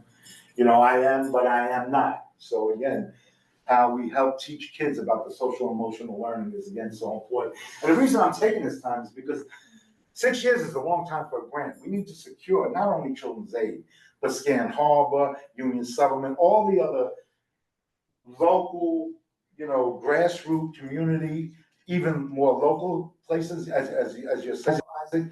And DYC is looking to partner with more local or smaller groups as well. Yeah. So I encourage, and again, although I'm advocating here for Children's Aid, Children's Aid ain't taking all the spots. So that means there are other spots in the community that need to go to the services that are serving this community. Again, stuff about I Can't Breathe, again, learning about social justice, just this one is great. This, and when I came to East Home Center, this was a map of East Home, and it was a map of Puerto Rico and East Home. And that did not necessarily reflect the community that we were now serving with the diversity. So we took this down, and this is a poem about a child that was abused. So April is Child Abuse Awareness Month. And what we do is every year kind of come together and bring awareness to child abuse and child, you know, and how to identify it, how to be appropriate, how to ask for help. And this is a poem, and what we had is each kid in after school colored in a letter, and we put it together. And it's Let Me Be a Child. This is what it was. And this is what it became. So again, our work, Keystone, working with other centers. This is our Millbank Center, and we're working with other sites. We worked with, why don't you talk for a second, Ash? Because you worked on this as a youth. Oh, okay, so, there was a grant that we got and we did in collaboration with a few other boys and girls clubs, and we actually had Ashley Biden, social worker and daughter of President Joe Biden, come and work with us. We did a presentation, like each boys and girls club chose an issue, and we chose panelists from each issue. Like ours, I think, was LGBT rights, another group did gun violence, another group did homelessness. So there was different panelists, like education equality. Education equality, so that's why we had the superintendent there. We also had, what's it called? We had someone from the Ali Forney Center who have presented to the community board multiple times before, which they touched on the youth homelessness and also LGBT rights. We had someone who wrote a book about how he was shot in the back due to gun violence and he learned to walk again. So it was a really cool event, and just getting to work with Ashley Biden was awesome. I was like a senior in high school. She gave me a lot of advice about applying to colleges, so it was cool. And these are the topics that Children's Aid sites worked on that. Gun control. We also won awards for that. So part of Boys and Girls brings kids together for different conferences. We went for Advocacy Day in Washington, D.C. that year, and we won. Also, when I was around that time, from that grant, we also got the opportunity to go to LA, which was cool because some of the kids in the group had never left New York State before. So it was their first time on the plane, and it was so much fun. Again, we try to make everything alive. So it's not just dressing up for Halloween. It's really, I don't know how it's going to be next week with all of us together doing this. But it's really trying to help just make things look just so great for kids, opportunities for each of them. Again, Halloween is safe. And like, God, she's in high school. Oh my God. Right? Yeah. Go. Back in the old center, we still addressing them. So, again, generations have changed. All right. 2018, and building back brick by brick. So this is probably where we're at right now with the rebuild. And again, keep going. As you know, I hope everybody comes to the groundbreaking. We had, Children's Aid made a mistake. And we said we were gonna close the center. And the community said, no, you're not. And the community That's a nice way of saying it. won that debate. And so we met with the community in a series of different meetings and things to plan out what the new center would look like. I would like to say, just time-wise, that little kid in the green shirt, that's my brother, and he's now in college. Right, So, with a full scholarship to John Hopkins. Musical Oh, Conservatory. Lord. Wow. That's So this is a byproduct of what we do. That's Asher. As a community board, get to the next one. Boom. Asher, chair of the Youth and Education. See, so these are how things go, and this is me. I could have stayed as chair, nobody was pushing me out, but I'm gonna term out. And what I thought was important was to have that young person sit in the seat while I could still sit beside them and help guide them. And then next year, when I'm no longer on the board because I term out, they've already sat in the chair. And I think too many of our politicians hold on to these seats without preparing the next generation. There's but so much money I need if I ain't preparing the ones that come after me. So it's with great pride that Asher is now our chair. It's nice about the work.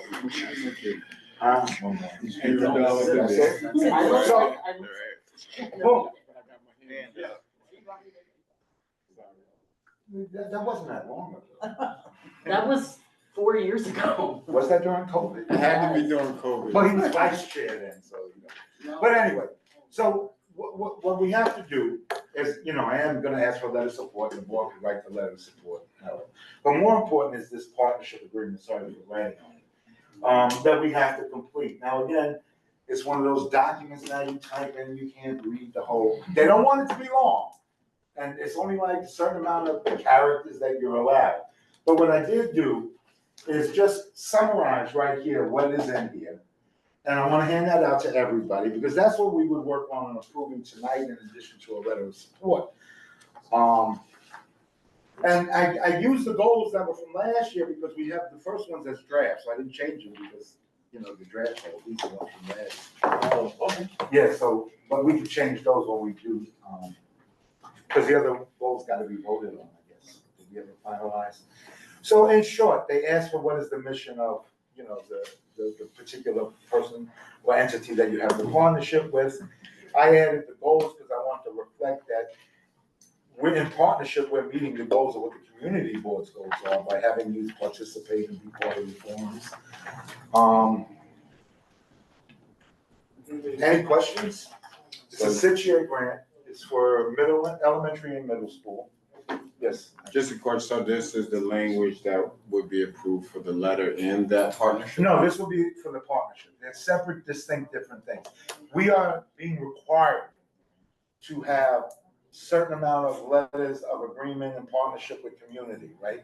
So I work with NAC, I mean, Not Another Child, we do events together with them. I've reached out to the CEC, again, as we do overlap and work together. So each one would be a little different, depending upon, yes. I don't know if you mentioned this, but where are you getting your grant from? So this is from DYCD. So this is Department of Youth and Community Education. And that's That's the city.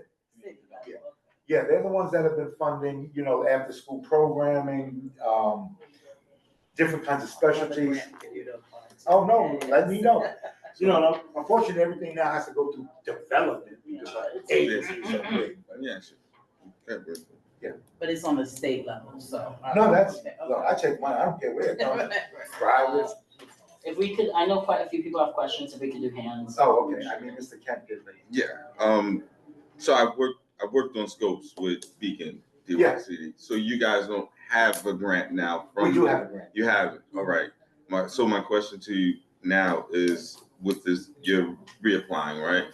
Everybody has to reapply. The grants have ended now this year. They've amended them for whatever amount of years. Okay, so with that being said,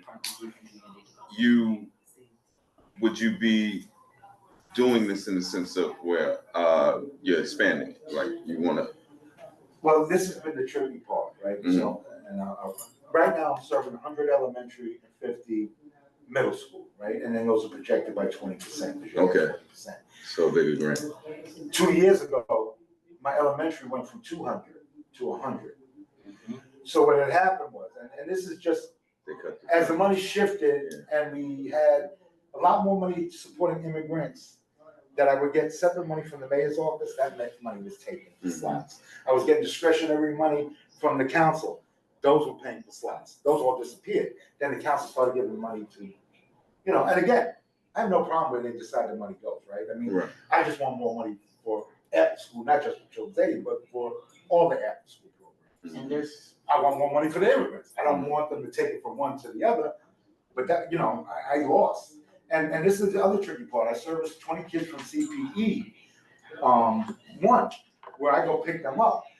So I'm now in the school I'm at, it's got 20 kids or less that are getting after school services, but that school's not big enough to get their own after school program. Right. And this is, kind of thing. So it wasn't a problem. No, it wasn't necessarily the same issue. I'm serving 20 or 30 kids from another school when I got 150 more kids here. But when you cut slots down and now a third of my population is coming from another school, and that's why I'm looking to increase the slots back to the 200 elementary. 50 middle, I would ask for more, but the middle school is now down from like 250 middle school to 120. I'm not gonna get the same numbers. Yeah. right. So you got to play that game too. But elementary, I got CPE. I have to deny. I got a waiting list. Yeah. Right. So.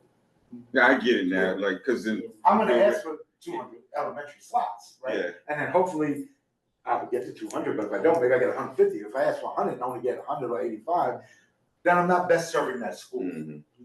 It's one school. It's one school in the building. Well, no, it's one school, but it's an elementary and middle. Okay. So we have the progressive, and ideally, when we open a new center, I would love to serve the middle school kids up the block, because I think middle school needs to get out of the same environment for a day, be there and stay at night, so we can be open later at night. Gotcha. The center will be open to 9 o'clock for activities. And middle school kids are welcome to 8, because we have different services for them if they're not part of the normal elementary or middle sonic programs, right? And I'll always take another kid. Like parent come or principal comes and says, "Yo, this kid needs the services," and register. They'll just be a non-DYCD funded kid, meaning I'm not getting funded, but I'm still servicing that kid.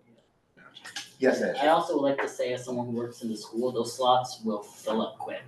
Like he's not just asking for extra slots just to ask for extra slots. Like the number one thing I hear at the beginning of the year is like, oh, one sibling got in, the other one's on the wait list. Or even Mr. Alvarez could say, those slots will fill up quick because we have so many, specifically at 72, working parents, that it's like, as someone also who did late pickup last year for the school, a lot of the times it's the parents can't get there. And you're asking parents, especially a lot of the immigrant families, you're asking them to get a job, you're asking them to maintain a job, and then there's not enough space for their kid to stay, so that way they can do the job. There also was a problem the school saw with the shelters where a lot of the newest New Yorkers there, they could only go into the shelters at certain times. It was like 2 o'clock and then like 6 o'clock, stuff like that, and a parent can't necessarily work. The kid can't go on a trip that day because we won't get back in time for program. Yeah, it's like a whole. Yeah. It's a whole thing, and I just want to like emphasize like these are like needed stuff. It's not just asking, because he could give you a pitch, but I'm saying as someone who's in the school, it's very much needed, because they've sat there sometimes at school with kids till like 6 o'clock because the parent couldn't get off for work. And the city won't let us have permits past 6 o'clock, and that means the school safety doesn't get paid, but they can't leave. I mean, it's like, I even tried in the past, I used to keep the school, before COVID, I would have the school open on some nights at 8 o'clock with a permit. And we would do team programming. COVID hit, they shut all that stuff down. Like, no more extra stuff. When I squeeze things in, there's ways to get around certain permits, like community services or trainings, and do them and kind of combine them so you do more than one night. It's a game you gotta play, so when I was in middle school, we would be up there, like my parents worked, and even though my brother was in elementary school, they would still let us stay until like. Well, again, you know, in the center, different than the school, we have more control over our space, our time. Yeah. You know, where we would do a homework help for parents that work till 7, not everybody gets off. I think we had a beacon over here on Lexington, and it stayed open later. A little later. Yeah. So, you know, again, there are gonna be a lot of CBOs looking. Yes, I do. Oh, I'm sorry, after the questions, I'm trying to make a motion. I saw Hayward's hand, I saw Jessica's hand, then I saw Isaac, then I saw Kira. Let's go after order. Okay, Jessica. So my question is, as the committee, we would be, there would be a letter drafted, a letter in support of Children's Aid requesting this grant from DYCD with a little bit of information about how necessary the grant is and for the types of things that it will support. And we would motion to support that, and then it would go to full board and we would support it. How the language in the letter would voice how enthusiastically we want to support it, correct? Yeah, well, I think again, this ties into what we've been supporting in our district needs, is expanding after school programs as well. So it kind of ties in to what we're actually saying we want. Yeah, ultimately, it's a letter. Yeah, a letter and the partnership, because there is a signature on this where Xavier was signing, I guess, Angel as the other person. And this is the work that we've been doing and will continue to do with the.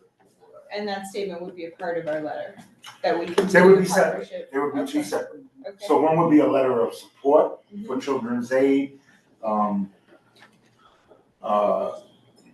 know, for funding for after school program, I'm sorry. And then the other is in partnership agreement where we will work together to continue the work that we've done and evolve it as it goes on. So the letter is to maintain and expand after-school programming for Children's Aid. Yes. Okay. And the letter is. Just simplifying it, yeah. Yeah, I had to go through this too with others as well. So there are two asks. One is for Yeah. the letter and one is support for the continued partnership. Sign off. Thank you. I saw Isaac's hand. I'm trying to make a motion, so. Kira. So you have, great, so then, Wait, let me just yes. check from the public quickly. Does anyone have any, or wait, Russell, did you have Just a something to say? No. Okay. I have a question. I have some information. One, we do have schools in the district that do not have after school, and with the lack of federal funds or the cutting of federal funds, we have more schools that have less resources. Children's Aid is also a partner of community schools. We have 16 out of our 23 schools in the district that are community schools. And we finally just got data after, I don't know how many years we were asking for it, showing how incredibly important programs like Children's Aid are for academic outcomes of our children. And I can send you that data. But when you look at the outcomes of these children, they're exponentially better than children that are not in community schools being served by organizations like Children's Aid. The CEC4 will also be providing a letter of support, so we're hoping to partner with all of you in doing this work. Thank you. Any other questions, comments? All right, I will take Isaac's motion. Thank you. I will preface my motion by saying I met David when I was 8 years old in 1990. When my mother put me in Saturday program. And I literally did Children's Aid on Saturday for Saturday's program and then after school. So I was there 6 days a week, and I literally grew up there with David, Lawrence, God bless his soul, Mario, and Diane, all of the counselors, all the people. She's still there. Him with Stevens, I got him on Facebook. So these are people who are very important to my growth and development as a young person. So I definitely understand Children's Aid firsthand. So I would love to. I just want to say something else quickly. Yes. I'll make it quick because whoever comes to the groundbreaking ceremony, you'll hear my little ramble. But for Children's Aid, like for me specifically, was like a lifeline for my family because both of my parents worked. My mom was in college. My brother and I, full transparency, weren't the nicest kids at times, but but like people like David, Raymel, Vito, all those people are like people who like shaped who me and my brother are, and we could have gone like very different ways. Like with two parents working, we could have just been running around and stuff like that. But we knew that Children's Aid was always like a place that we could go and we could hang out. I didn't have many friends at school, so Children's Aid was like where I had my friendships. Like we did the tutoring. I was put in the middle school program at 9 years old because I was apparently raising hell in the elementary program. But it like pushed me to be able to like academically up myself and just so. Thank you, Ashley. So with that, I would like to make a motion to support a partnership between Manhattan Community Board 11 and the Children's Aid Society with the following goals: to increase attendance and participation in CB11 Youth and Education Committee meetings, to also conduct community board forums that address the needs of youth, conduct activities and advocate to support the needs of youth, and facilitate safe spaces for peer mentorship. Second. Ooh, wait, I'm taking hands for a second. Sorry. I saw Jessica Morris's hand first. You know, I think we're all in support, so whoever wants the second, please. Okay. No, go ahead. I can second it. I'd like to second. Okay, John. All right. Can we just call the roll so it's official? Yeah. What was the official second? John has been one of our advisory members to the rebuild since we started. Yeah, John. 2018.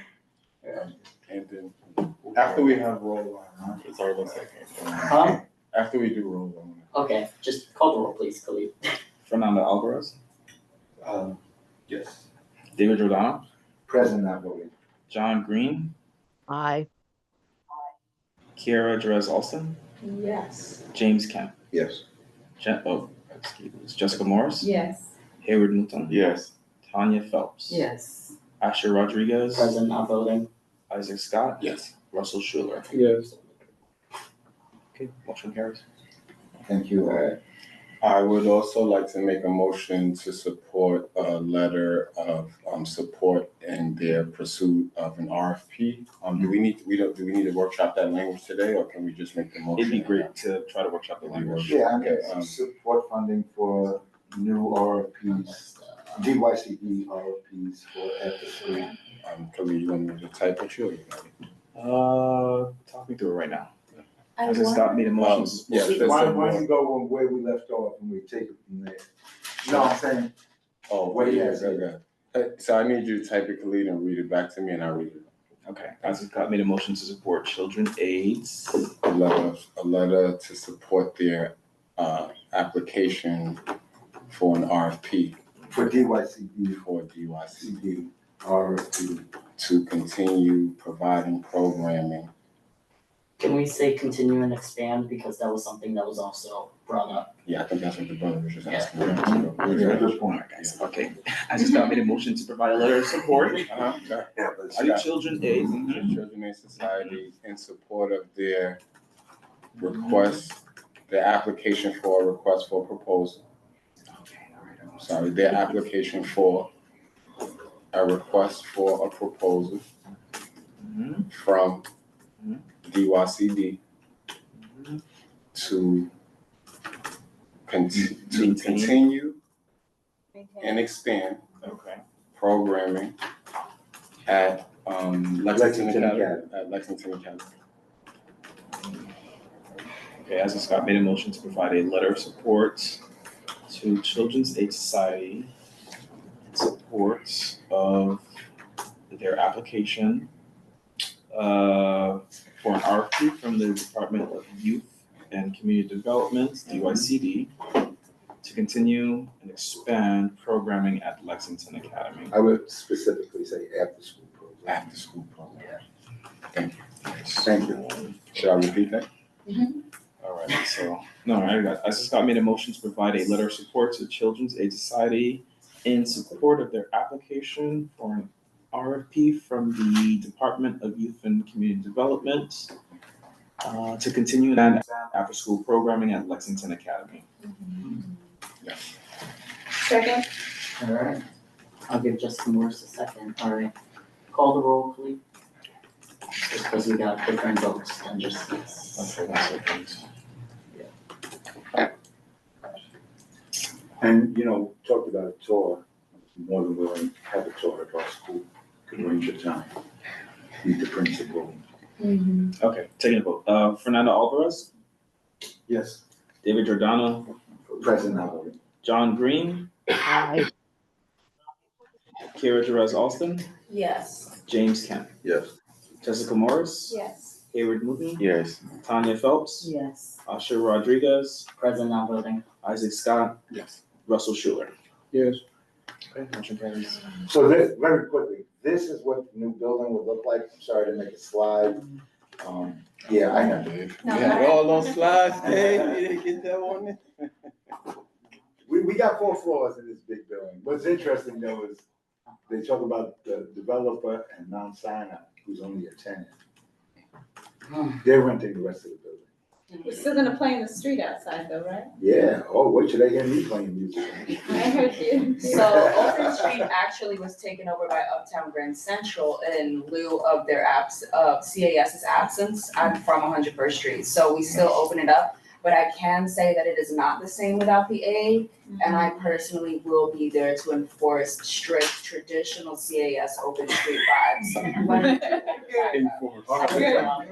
that. You know what's so great about that block?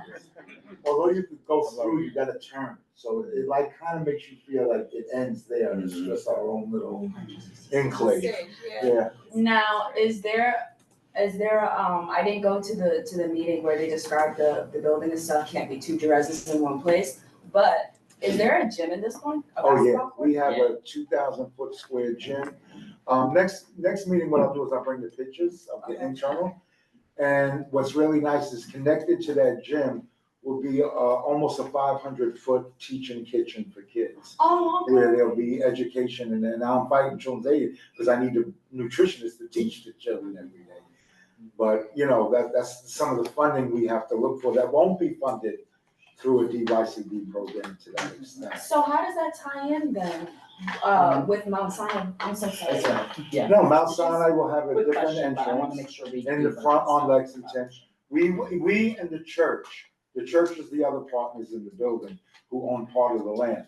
The church, Life Changes Church, will be on the bottom and have their own entrance into their church. Right. Children's Aid will have another portion of the basement where the gym and the kitchen will be, and then we have 3 floors above. Kind of in our same footprint, but we're going from 8,000 internal square feet to almost 20,000 internal square feet. So Okay. bigger size space, and we'll still have a playground, but it'll be in the back now, Which honestly is a lot better than.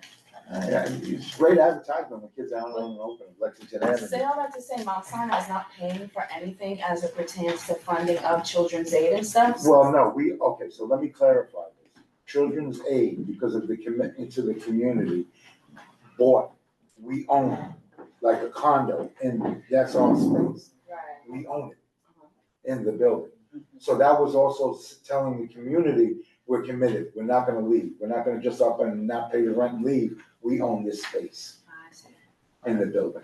If anyone would like any more questions about it, I would suggest contacting David or. Yeah, just because we have the district meetings, we gotta get through. Yeah, that's the only reason why. All right, thank you, David. All right. Good.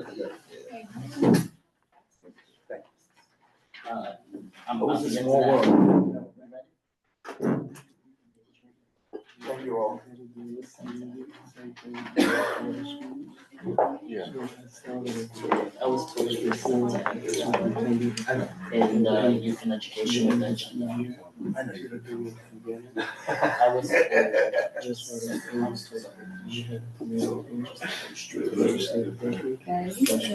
Yeah, I'm gonna come. I'm gonna come back. No, I was sending the exact point. No, not sure. Yeah. Ash, do you wanna move on? Yes, that's what I was saying. So we're not gonna. Yes, go ahead, please. We wanna hear this. Yes, Ash is doing this. I definitely want to hear what you said. We're not. So, So this was distributed in advance with the meeting materials. Yes. So I will now take, I'm gonna be very strict with this. 5 minutes for whoever wants to make a comment about anything. I would like to avoid adding new stuff today because this has been sent out for a while and yeah. So is there any comments on any of the district needs things? Has everyone read the document? Because it was sent out with the meeting materials. Yes. Okay. Is there any comments about anything that's on this? I just want a point of clarification, if that's okay. Yes. The recommendations to remove the 2 standing asks, both for renovating interior building components. Are we removing them No, because they're in That's progress? That's staff recommendation. That's the staff recommendation. We're gonna get to that. I'm just gonna. Yeah, oh, go ahead, Ash, go ahead. I think the best way to go about this is I'm just gonna, since no one has any pre-prepared comments, I'm gonna go down, read each one, and then we're gonna put what the committee's recommendation is. Yes. What day was this sent out? This was sent out. Last month. This was sent out last month. It was in last month's meeting materials. It was sent out on Friday again. It was sent out, I think, over the summer also.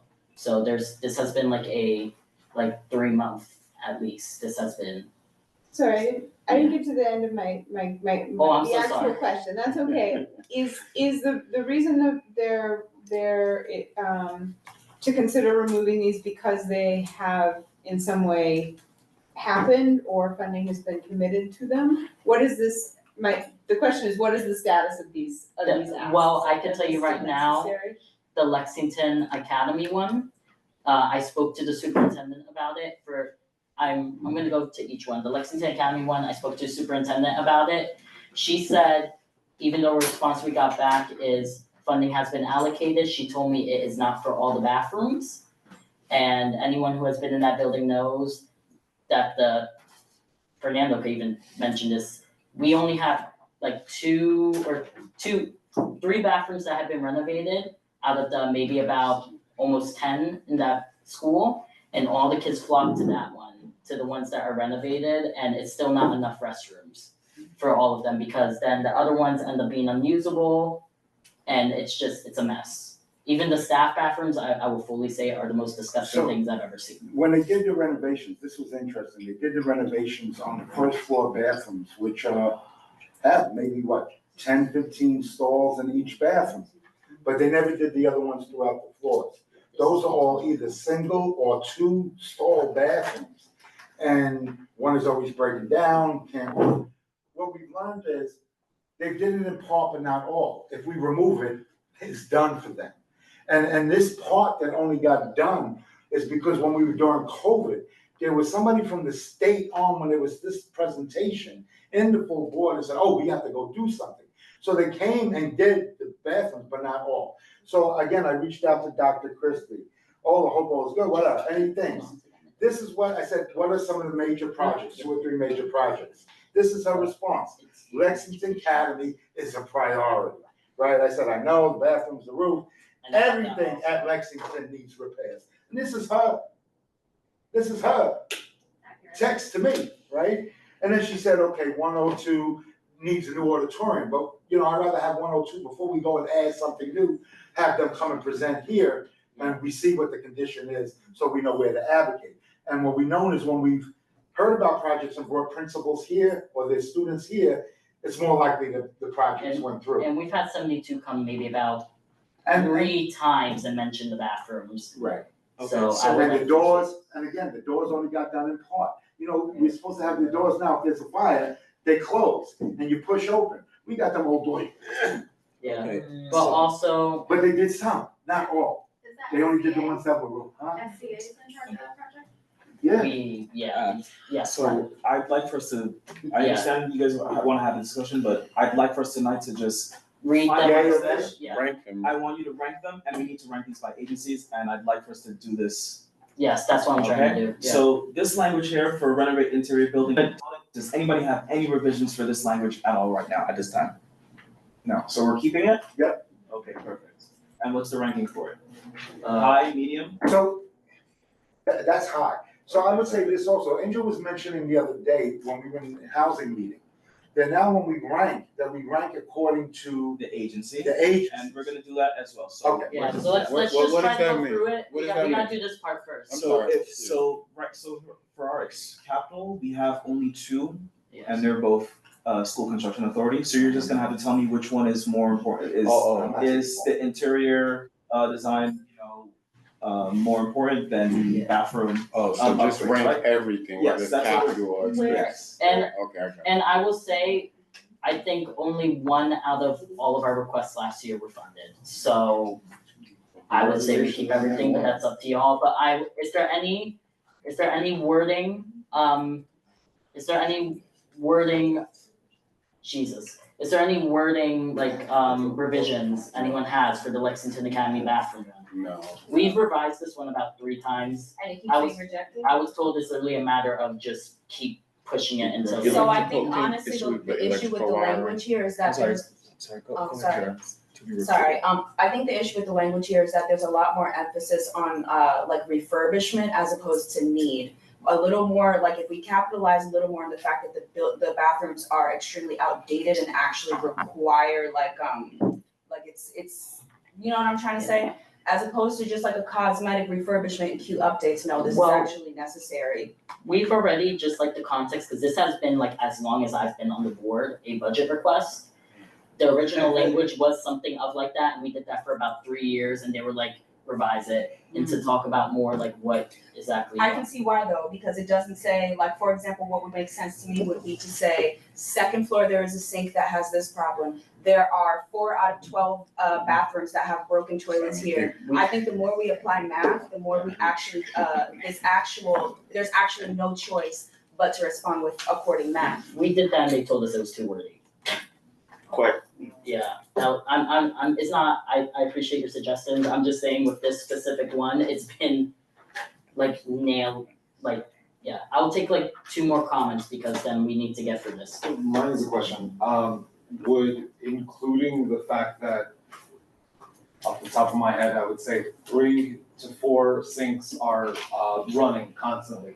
Yeah, that make a huge difference. The valves that shut them off are old gate valves. So even if they had to do a repair, we had an emergency once where a flushometer blew up and I had to go in there and turn it off with the tools I had in my classroom and but no, I used to be a plumber, so we have sinks that are just running water constantly and there's no way to even cut off the line because the gate valves are so I understand what y'all are saying, but like I have said, in the past, we have done that and they were telling us it's too wordy. They said the suggestion was make it straight to the points, that way they actually read it.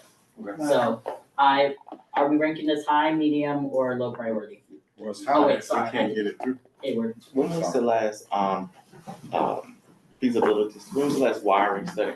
If that's a such thing, of the building? And you can put that in parentheses of the school that you're getting, you need the thank you. Is there a where you could put in parentheses, ex-con such and such, Con Edison said this blah blah blah on this date to just support that, that's it. The school does it, the school construction authority has to do it independently. So did they do one? They said a few years ago, they said they have to do it. They've had to do it because that was the only way we were able to get the air conditioners in the room. And so does it list the concept, because it must not be mentioned, because you could put that just as a reference so they know that, oh, this was done in even your own independent study which you require saying this is a problem, which turns into a section. You could just use as a quote to add, but that's just that.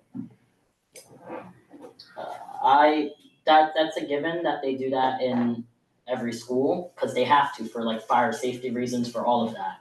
So that's already done, so I don't think that. The problem is there's no money to do something to repair it. And that's the problem with a lot of the schools, particularly in this community, is they're very old buildings. The building we're in is a 1925 building. So exactly what you're saying is some of the things, and this is what we've learned. So to get air conditioners, to get computers, we probably can get them. It's getting the electricity in the wiring to be able to hold it. who was the one who was saying, yeah, well, if we use so many of these, it cuts off? That was me. In the school. You can put that on. Do we have the? Do we have a ranking for this? Because Are you guys, are you guys satisfied with this language, or are there any revisions because on we the already floor right asked, now? yeah.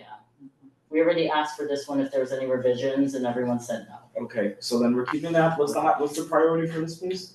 What's the priority for the bathrooms at Lexington? higher. I'm fine. Alright. High priorities, excellent. Okay, so now out of these two, which one is number one for you all? Out of, I'm gonna take like a raise, can I take a raise hand vote, so that way it's not like people yelling out, is that loud? Just All right, to reference last time, the one on top was ranked number Higher. 7, and the one below was ranked number 13. So relatively, they are in the order that we ranked them last year. but that was also like, But that's that what wasn't we're necessarily us, that was That's full full board. board. That was full board. And These- full board, these are we the did not numbers. get many One of will be our one, stuff one put in the will be original full Yes, board. and that's what we have to submit in our submission for this year. This is just, when you're talking about 7 and 13, that's just the number that the agency had opted to respond to in the actual budget register that we received They decided on, something adopted. So our ordering. Yes, right, so Thank you. now we're doing it by agency, so. Alright, so raise your hand if you think the first one should be made higher priority. Alright, raise your hand if you think, That's the renovative Yeah, interior that's the- building, that's the the- wiring, well, that was most important. yeah. Raise your hand if you think the bathrooms in Lexington Academy should be the higher priority. I'm biased, but. Okay, yeah, that one won. Alright, Okay, so fully renovated bathrooms at Lexington Academy is number 1, and then the Yes. wiring upgrades at the. You just, when we go to school board, you have to go. Yeah. Full board, you're fine voting for it. Angels told me the same. Yes. So just, I know, this process is cyclical, so we're doing this now in October. Next October, we'll do this again. Yes. Between now and then, we have an incredible amount of opportunity, Commentary, yeah. opportunity to find out more information, at the types of events that we learn about, at the beginning of the meeting that happen also on a cycle. So I would love to, and part of, cross-referencing the needs with what, SCA does in their process is also to be able to put their language, say, we need this and you do this and we need you to do this here, can happen between now and then so that we have a robust set of asks for every school that has a need here. We should be making that ask, no? So, no, I agree. And I think the process also, it's been like CC reviews the list. So the principals come up with their list in the school. Yeah. And these are the things I need in my school, right? Then it goes to the district, and then the superintendent, and then the CC prioritizes what those things are. And then we do as well, based on what they inform us. Then it goes to the school construction authority, and they go, ha, ha, ha, we created our own priority, and we decide what's gonna be done and when, no matter what y'all say. Also, just. And I mean, I had somebody here from DOE that communicated to us in a meeting and said, look, let me tell you something, you're going here for this, they want you to go there for that, because that's not gonna get you the electricity. So they send you to different parts and allow you to be nowhere, to limbo. I'm serious. David. And that's why we've learned, you can't let it go once you got it on there, and you gotta continue to, advocacy is it. We need to go testify. Yeah. And Russell, I'll get to you in a second. I just like to say quickly, this process right now, I know it's a little frustrating for some of the new members, but this is we're towards the ending, I would say, of the process that we started last year. So there will be time to suggest new stuff. I know it's a little bit frustrating, but right now isn't necessarily a back and forth commentary. It is we have to decide what our committee's submitting, and then full board has to vote on it.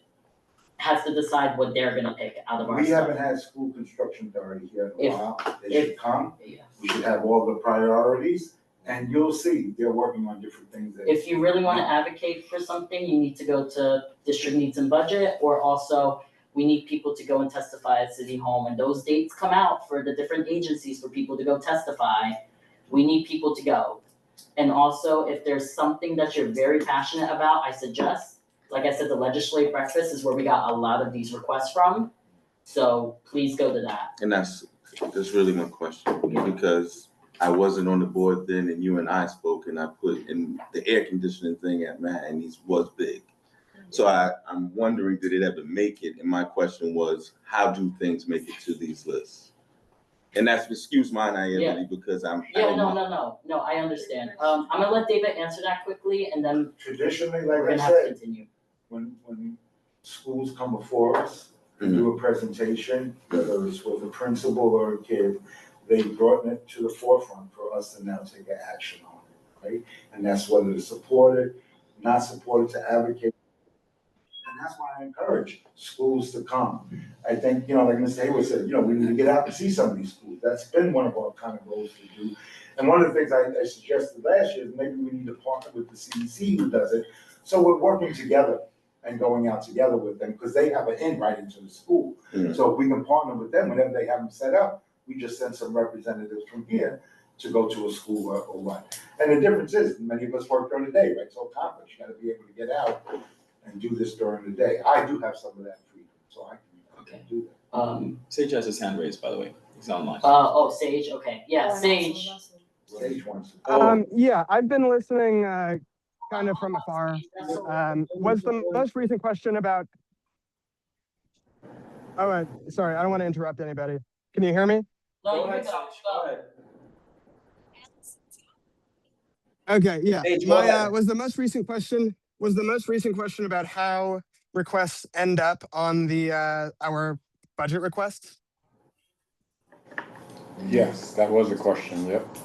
Okay, so this is something we've discussed at District Needs and Budget, most recently last month. And we're trying to roll out a process that makes it a lot easier, where anybody, including members of the board, members of the public, can, if they want to, just submit a request that will automatically go to committee. And if a committee gets a request at any given month, and there are guidelines for what a request has to look like. If a committee gets a request at any given month, the following month at their next committee meeting, they will vote and perfect the request, and it will automatically get added to the list. Because one of the problems we've noticed is exactly what was just mentioned. I wasn't looking at the video, so I'm not sure who asked it, but I heard it, and I think you've identified exactly an issue that we are trying to solve right now. And I think we have a good solution for the next iteration of our district needs for fiscal year 28. But we haven't had time to do that this past year. But it's one of my goals, and if I stay on as chair of district needs and budget. And we've already built the thing. I'm going to present on it on Thursday. Thank you. So we're locked in here until 2028? We're locked in until we kind of restart. Fiscal year 2028 begins as soon as we submit the this in a couple weeks. So I wouldn't say we're locked in. I say give it a couple weeks and you can start adding requests as long as my committee approves this new project, which I hope we do. Yeah. Russell.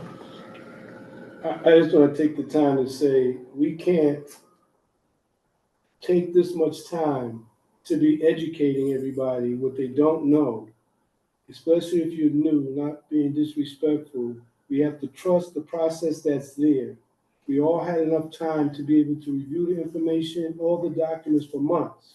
So we can't come now and decide new things, especially if you're new and you need more information.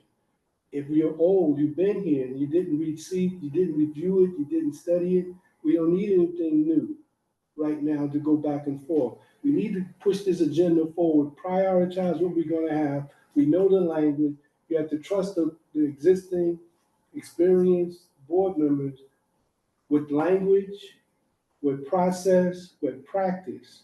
And let's go with it. Let's get as many things accomplished as possible and going back and forth, and we're being too long at it. Yes. As to take charge, prioritize, follow what Khalid wants to do, and let's get things done. All right. Yeah, we got a lot of discretion. All right. So yeah, for expense requests, the response from the agencies are all the same, all down the line.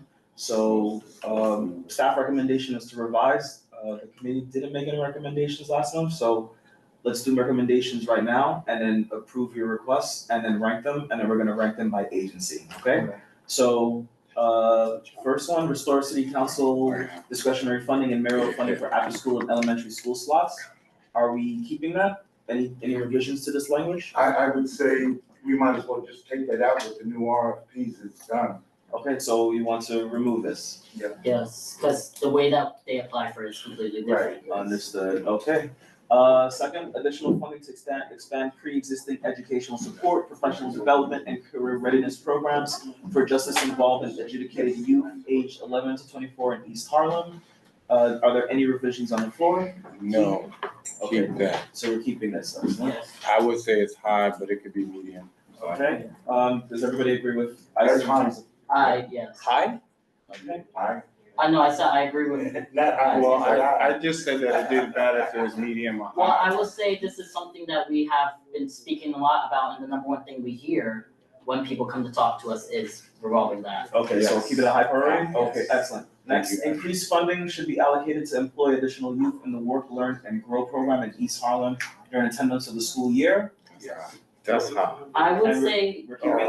I would say keep, but also, we have to make sure we don't rank everything high, because then we get in that Yeah. little thing.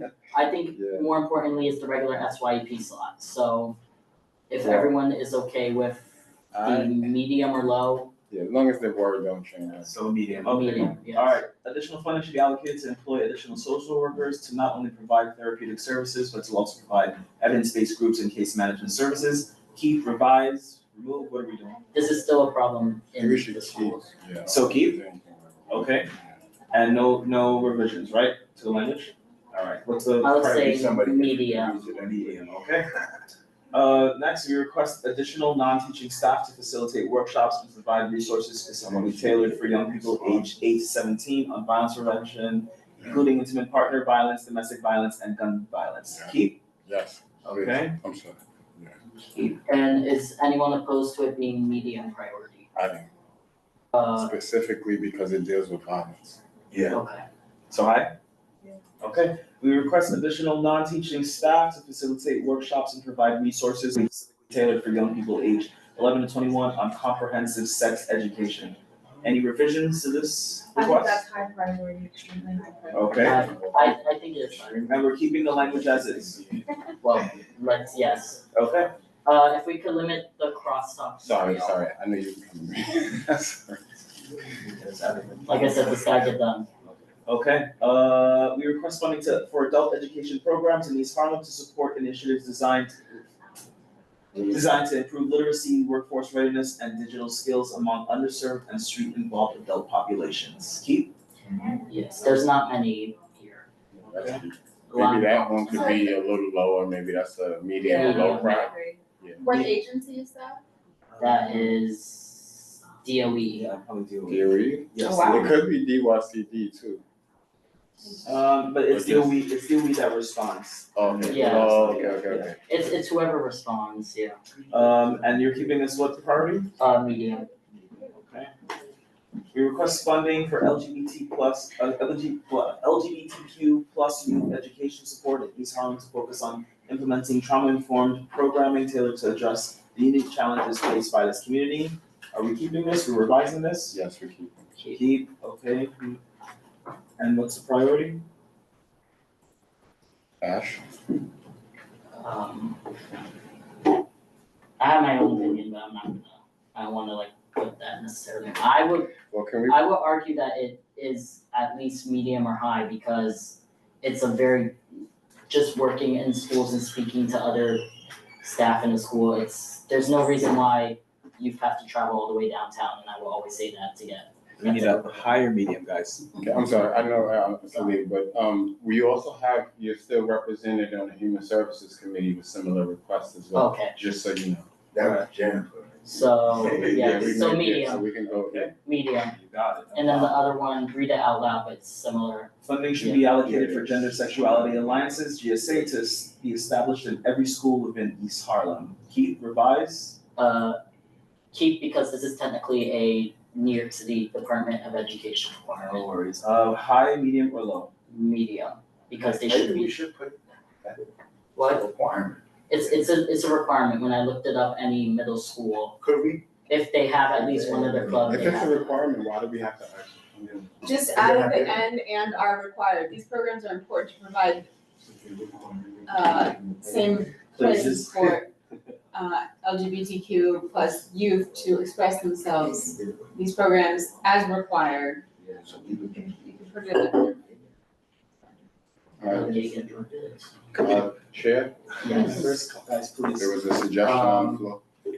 I would say if anyone, I say because it's a requirement, it should be high. Because because the problem is Not the priority part, Jessica Okay, was just sorry. suggesting, additional language. Jessica? yes, I think Jessica's additional language is, because it is required, and once again, it's Yeah, it required, should and be they're stated. not. these they're not- required programs. Add the word required before program. Being a required program under DOE. Yes, being a required, yeah, Programs yeah. are important to provide youth. Safe places, because I don't know why it says same, safe, yeah. Safe places, perfect, so this was revised. Yeah, That's- and it's medium priority?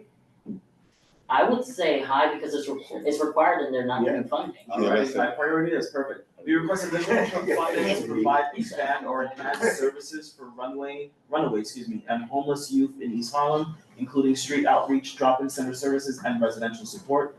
Keep? Yes. Okay, Yeah. what's the priority? High. Alrighty.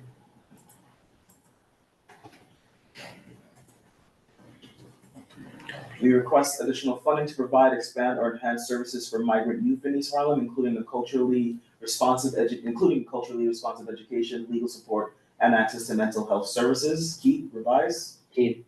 Okay, and priority?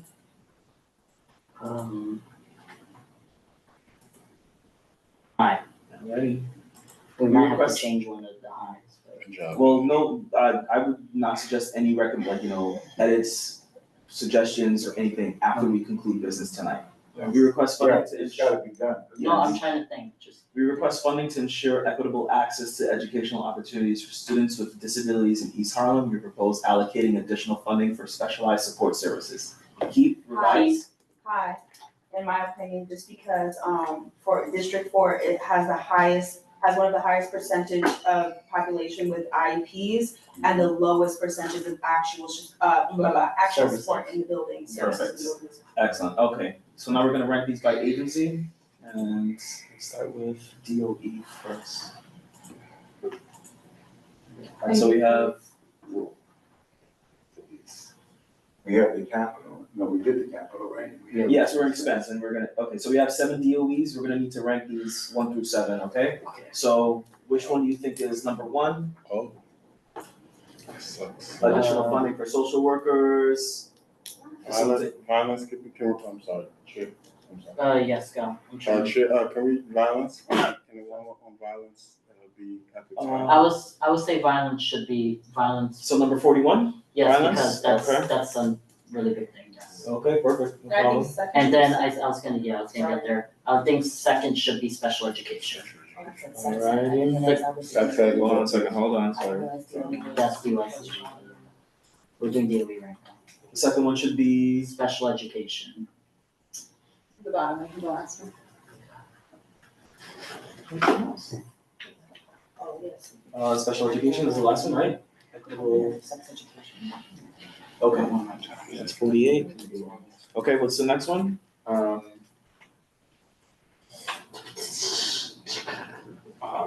I'm trying to remember which ones are. We have one that's for the dual. Social workers, For number 3? yes. Okay, which one is that one? We have one now. So wait, hold on, which one was that one, guys? That was. Oh, that's the top one right Yeah, here. it's the top Okay, so one, yeah. number 38, okay? Yes. Alright. Then The next one should be either sex ed or one of the LGBT trauma informed programs. LGBT trauma informed program, that's number 4? I'm trying to see which one should be. Right. Does anyone feel strongly I think the about? one that's a requirement, maybe that should be required. Yeah, the GSA. Yeah. GSA, so that's number 4, Yes. 4, okay. Then the sex ed. Okay. Am I like missing? Sex ed is number 5, is that this one right here, LGBT, no? No, it's the other one, it's Okay, sex, right above it. Number 42? Oh, Okay. 42, yeah. Okay. Okay. Adult programs, number 6. And. Wait. Sorry. Adult programs. Where's that one? Oh, number 43, okay. Okay, I'll just start calling out the numbers in my head. Yeah, I think that, And then 44, number 7. That's the LGBT youth education support. okay, perfect. I think that's all for DOE. Alright, let's do DYCD, and then we're done with this. Or at least you guys have to confirm. Yeah, so DYCD, we just have 5 or 4? 5, okay. 5. Alright, so what's number 1? The discretionary funding for the after-school slots. Okay. Justice involved youth, number 2. Wait. Sorry. 14, number 1.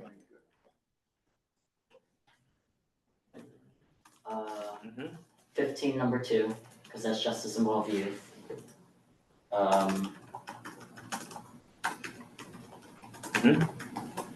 Number 3. Homeless, 46, number 3, homeless youth.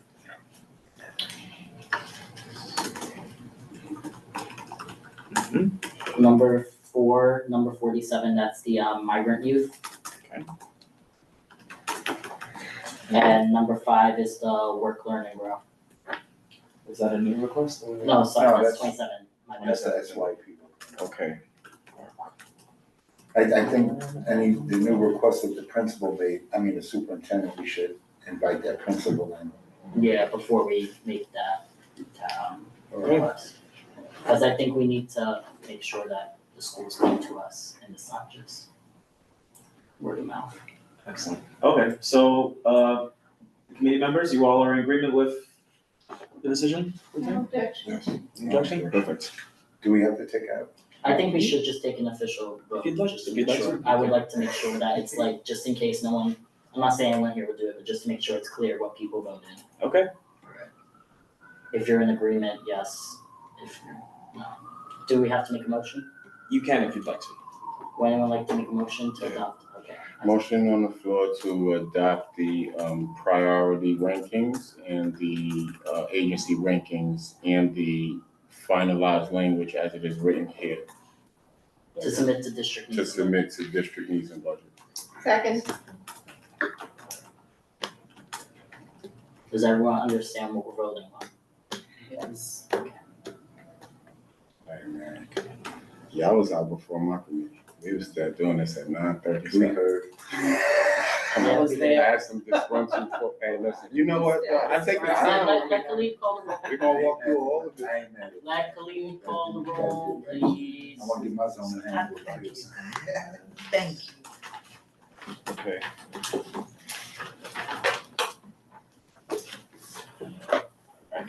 Fernando Alvarez, Yes. David Giordano, Yes. John Green, Yes.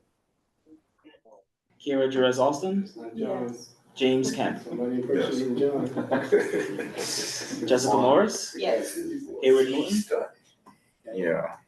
Yes, that was a very hesitant one. Tanya Phelps, Yes. Asher Rodriguez, Yes. Isaac Scott, Yes. Russell Schuler. Yes. You gotta check and see if that was John, because John didn't answer. No, I'm not saying that, just like. It's not just you, it's Yeah. the process, yeah, well, like, the point is. Motion carries. Alright, so What we need. let's continue with the agenda, Not please. adding, but that. Thank you, everyone. I know for new members, this is kind of like being thrown into the fire, but as the year goes on, we will be able to discuss a lot more. We can't really do that tonight based on our deadlines. All right, so is there, the old business, committee discussion on how to reach out to stakeholders? I would like, I motion to table the rest until the next board meeting. yeah, I was about to get to that. I was gonna say, I wanna make sure, cause this was, look, I would like, cause this is something that we were all very passionate about, I wanna make sure that we have enough, the respectable time to do this. So, table it to next meeting. Okay, let me just jot that. Is there any other old business? Seeing no hands? I think, can I make a comment? Yes. Just as a chair sitting here, I think that, I can understand the not wanting to meet late, because I certainly don't like meeting late. But I do think that it is important that we take the time that needs to get stuff done. And a lot of that does mean preparation. So there's part of that. If you're not prepared, don't add new things. But I do think that for the sake of new members, I just think we just got to get better overall as a full community board, because there's still too many questions for new members coming into these meetings and we can't rush through them. I don't think it's fair to them. So I totally get it. It's just, unfortunately, there's a deadline. I would. No, I understand. That's what I'm saying. We just, as a full community board, I think we have to just figure out a better way. Russell, then Hayward, then we gotta keep going. So for clarity, I'm in agreement with that. Every year, we're in the same situation. We gotta have an institutional process.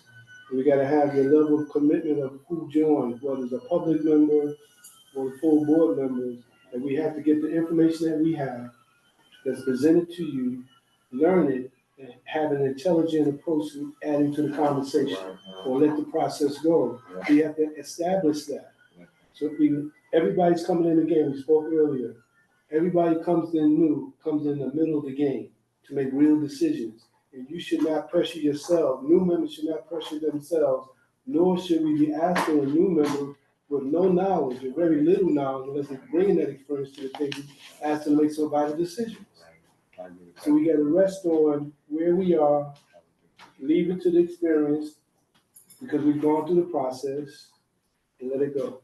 And we have to have that commitment. And reach out to your chairs if you have questions before the meeting, because that's a lot better way to address things before the meeting. That's where you take the time where I say me personally, I can have a better conversation if people reach out to me before. I can't really right on the spot when we have, the way it works is we have deadlines, and I can't necessarily answer everyone right on the spot. I know it's frustrating, because I've been there when I was a new member, but I'm not saying it's anyone's fault, but I'm just saying as a suggestion, reach out to your chairs and stuff. When you see something on the agenda, review the agenda before, reach out to your chairs before, so that way you could come to the meeting not feeling blindsided. David, Hayward, then we gotta go. Just very quickly, being a chair for many years on both human services and youth and education, it's frustrating as a chair when materials are given months ahead of time and we're not prepared. And that was kind of where we were stuck last month. And again, it's hard for new members coming in, because I don't think y'all really given the orientation to understand this whole process. It's changed. And these responses we get in June, July, during the summer. And, when we have new things, I think we just don't put them on there. We have to do some research or investigation. And I think you asked, the stuff that's gone on in the past is when people come and do presentations here more than just we know of something that's a problem in the community. Let me just interject really quick. Yeah. I'm up, give me a second. I'm up 5:15 in the morning. I work in Board of Ed with these kids till 2:30. I was dead tired today, but I got up, came here. And me, I don't talk unless I have something to say. And sometimes things happen on the fly, and I really want to process it. If you've noticed, I've sat back, mostly in the cut. So when I have a question, it's because I want to keep up. I understand. And I do read through these things, but even when I'm reading, I don't know the language yet. But see, you're making the effort. They're all, and again, I've been here 20 years, and I've sat here And people like, gotta be prepared, you know, and again, we all volunteer, nobody Kara get was paid on for the this. email list. And it's hard as a chair, because if it's not then decided here as a group, I then have to take it and do it. And then I'm doing it on my own and not as the community. Right. And you know, to be honest, times I've gotten the most work done has been in smaller groups and not this group. This group is where we need to come and share, but we need to do things in smaller groups to get things done. Hayward, then we gotta, yeah. Because this is some of this. And I'm gonna say this, and I'll just say, David. my thing about people not being prepared is not the new people that are sitting here, because you don't know what to be prepared for yet. It's the people that have been sitting here for years and sit here for a different agenda. So please don't take it as a criticism. Oh, no. Yeah. No, More as an understanding of, if we're collectively making a decision, then we gotta be collectively prepared. And I have no problem making decisions.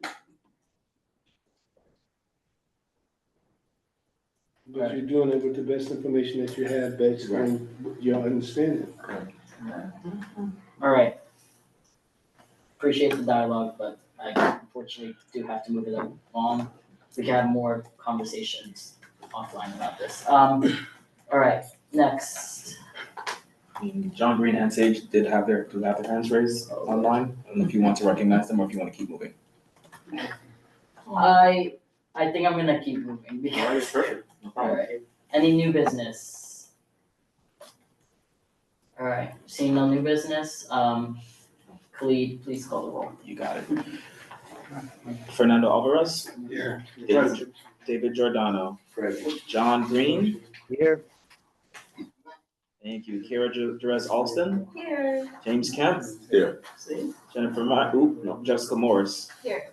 Hayward Newton. Here. Tanya Phelps. Here. Asher Rodriguez. Present. Isaac Scott. Present. And Russell Schuler. Present.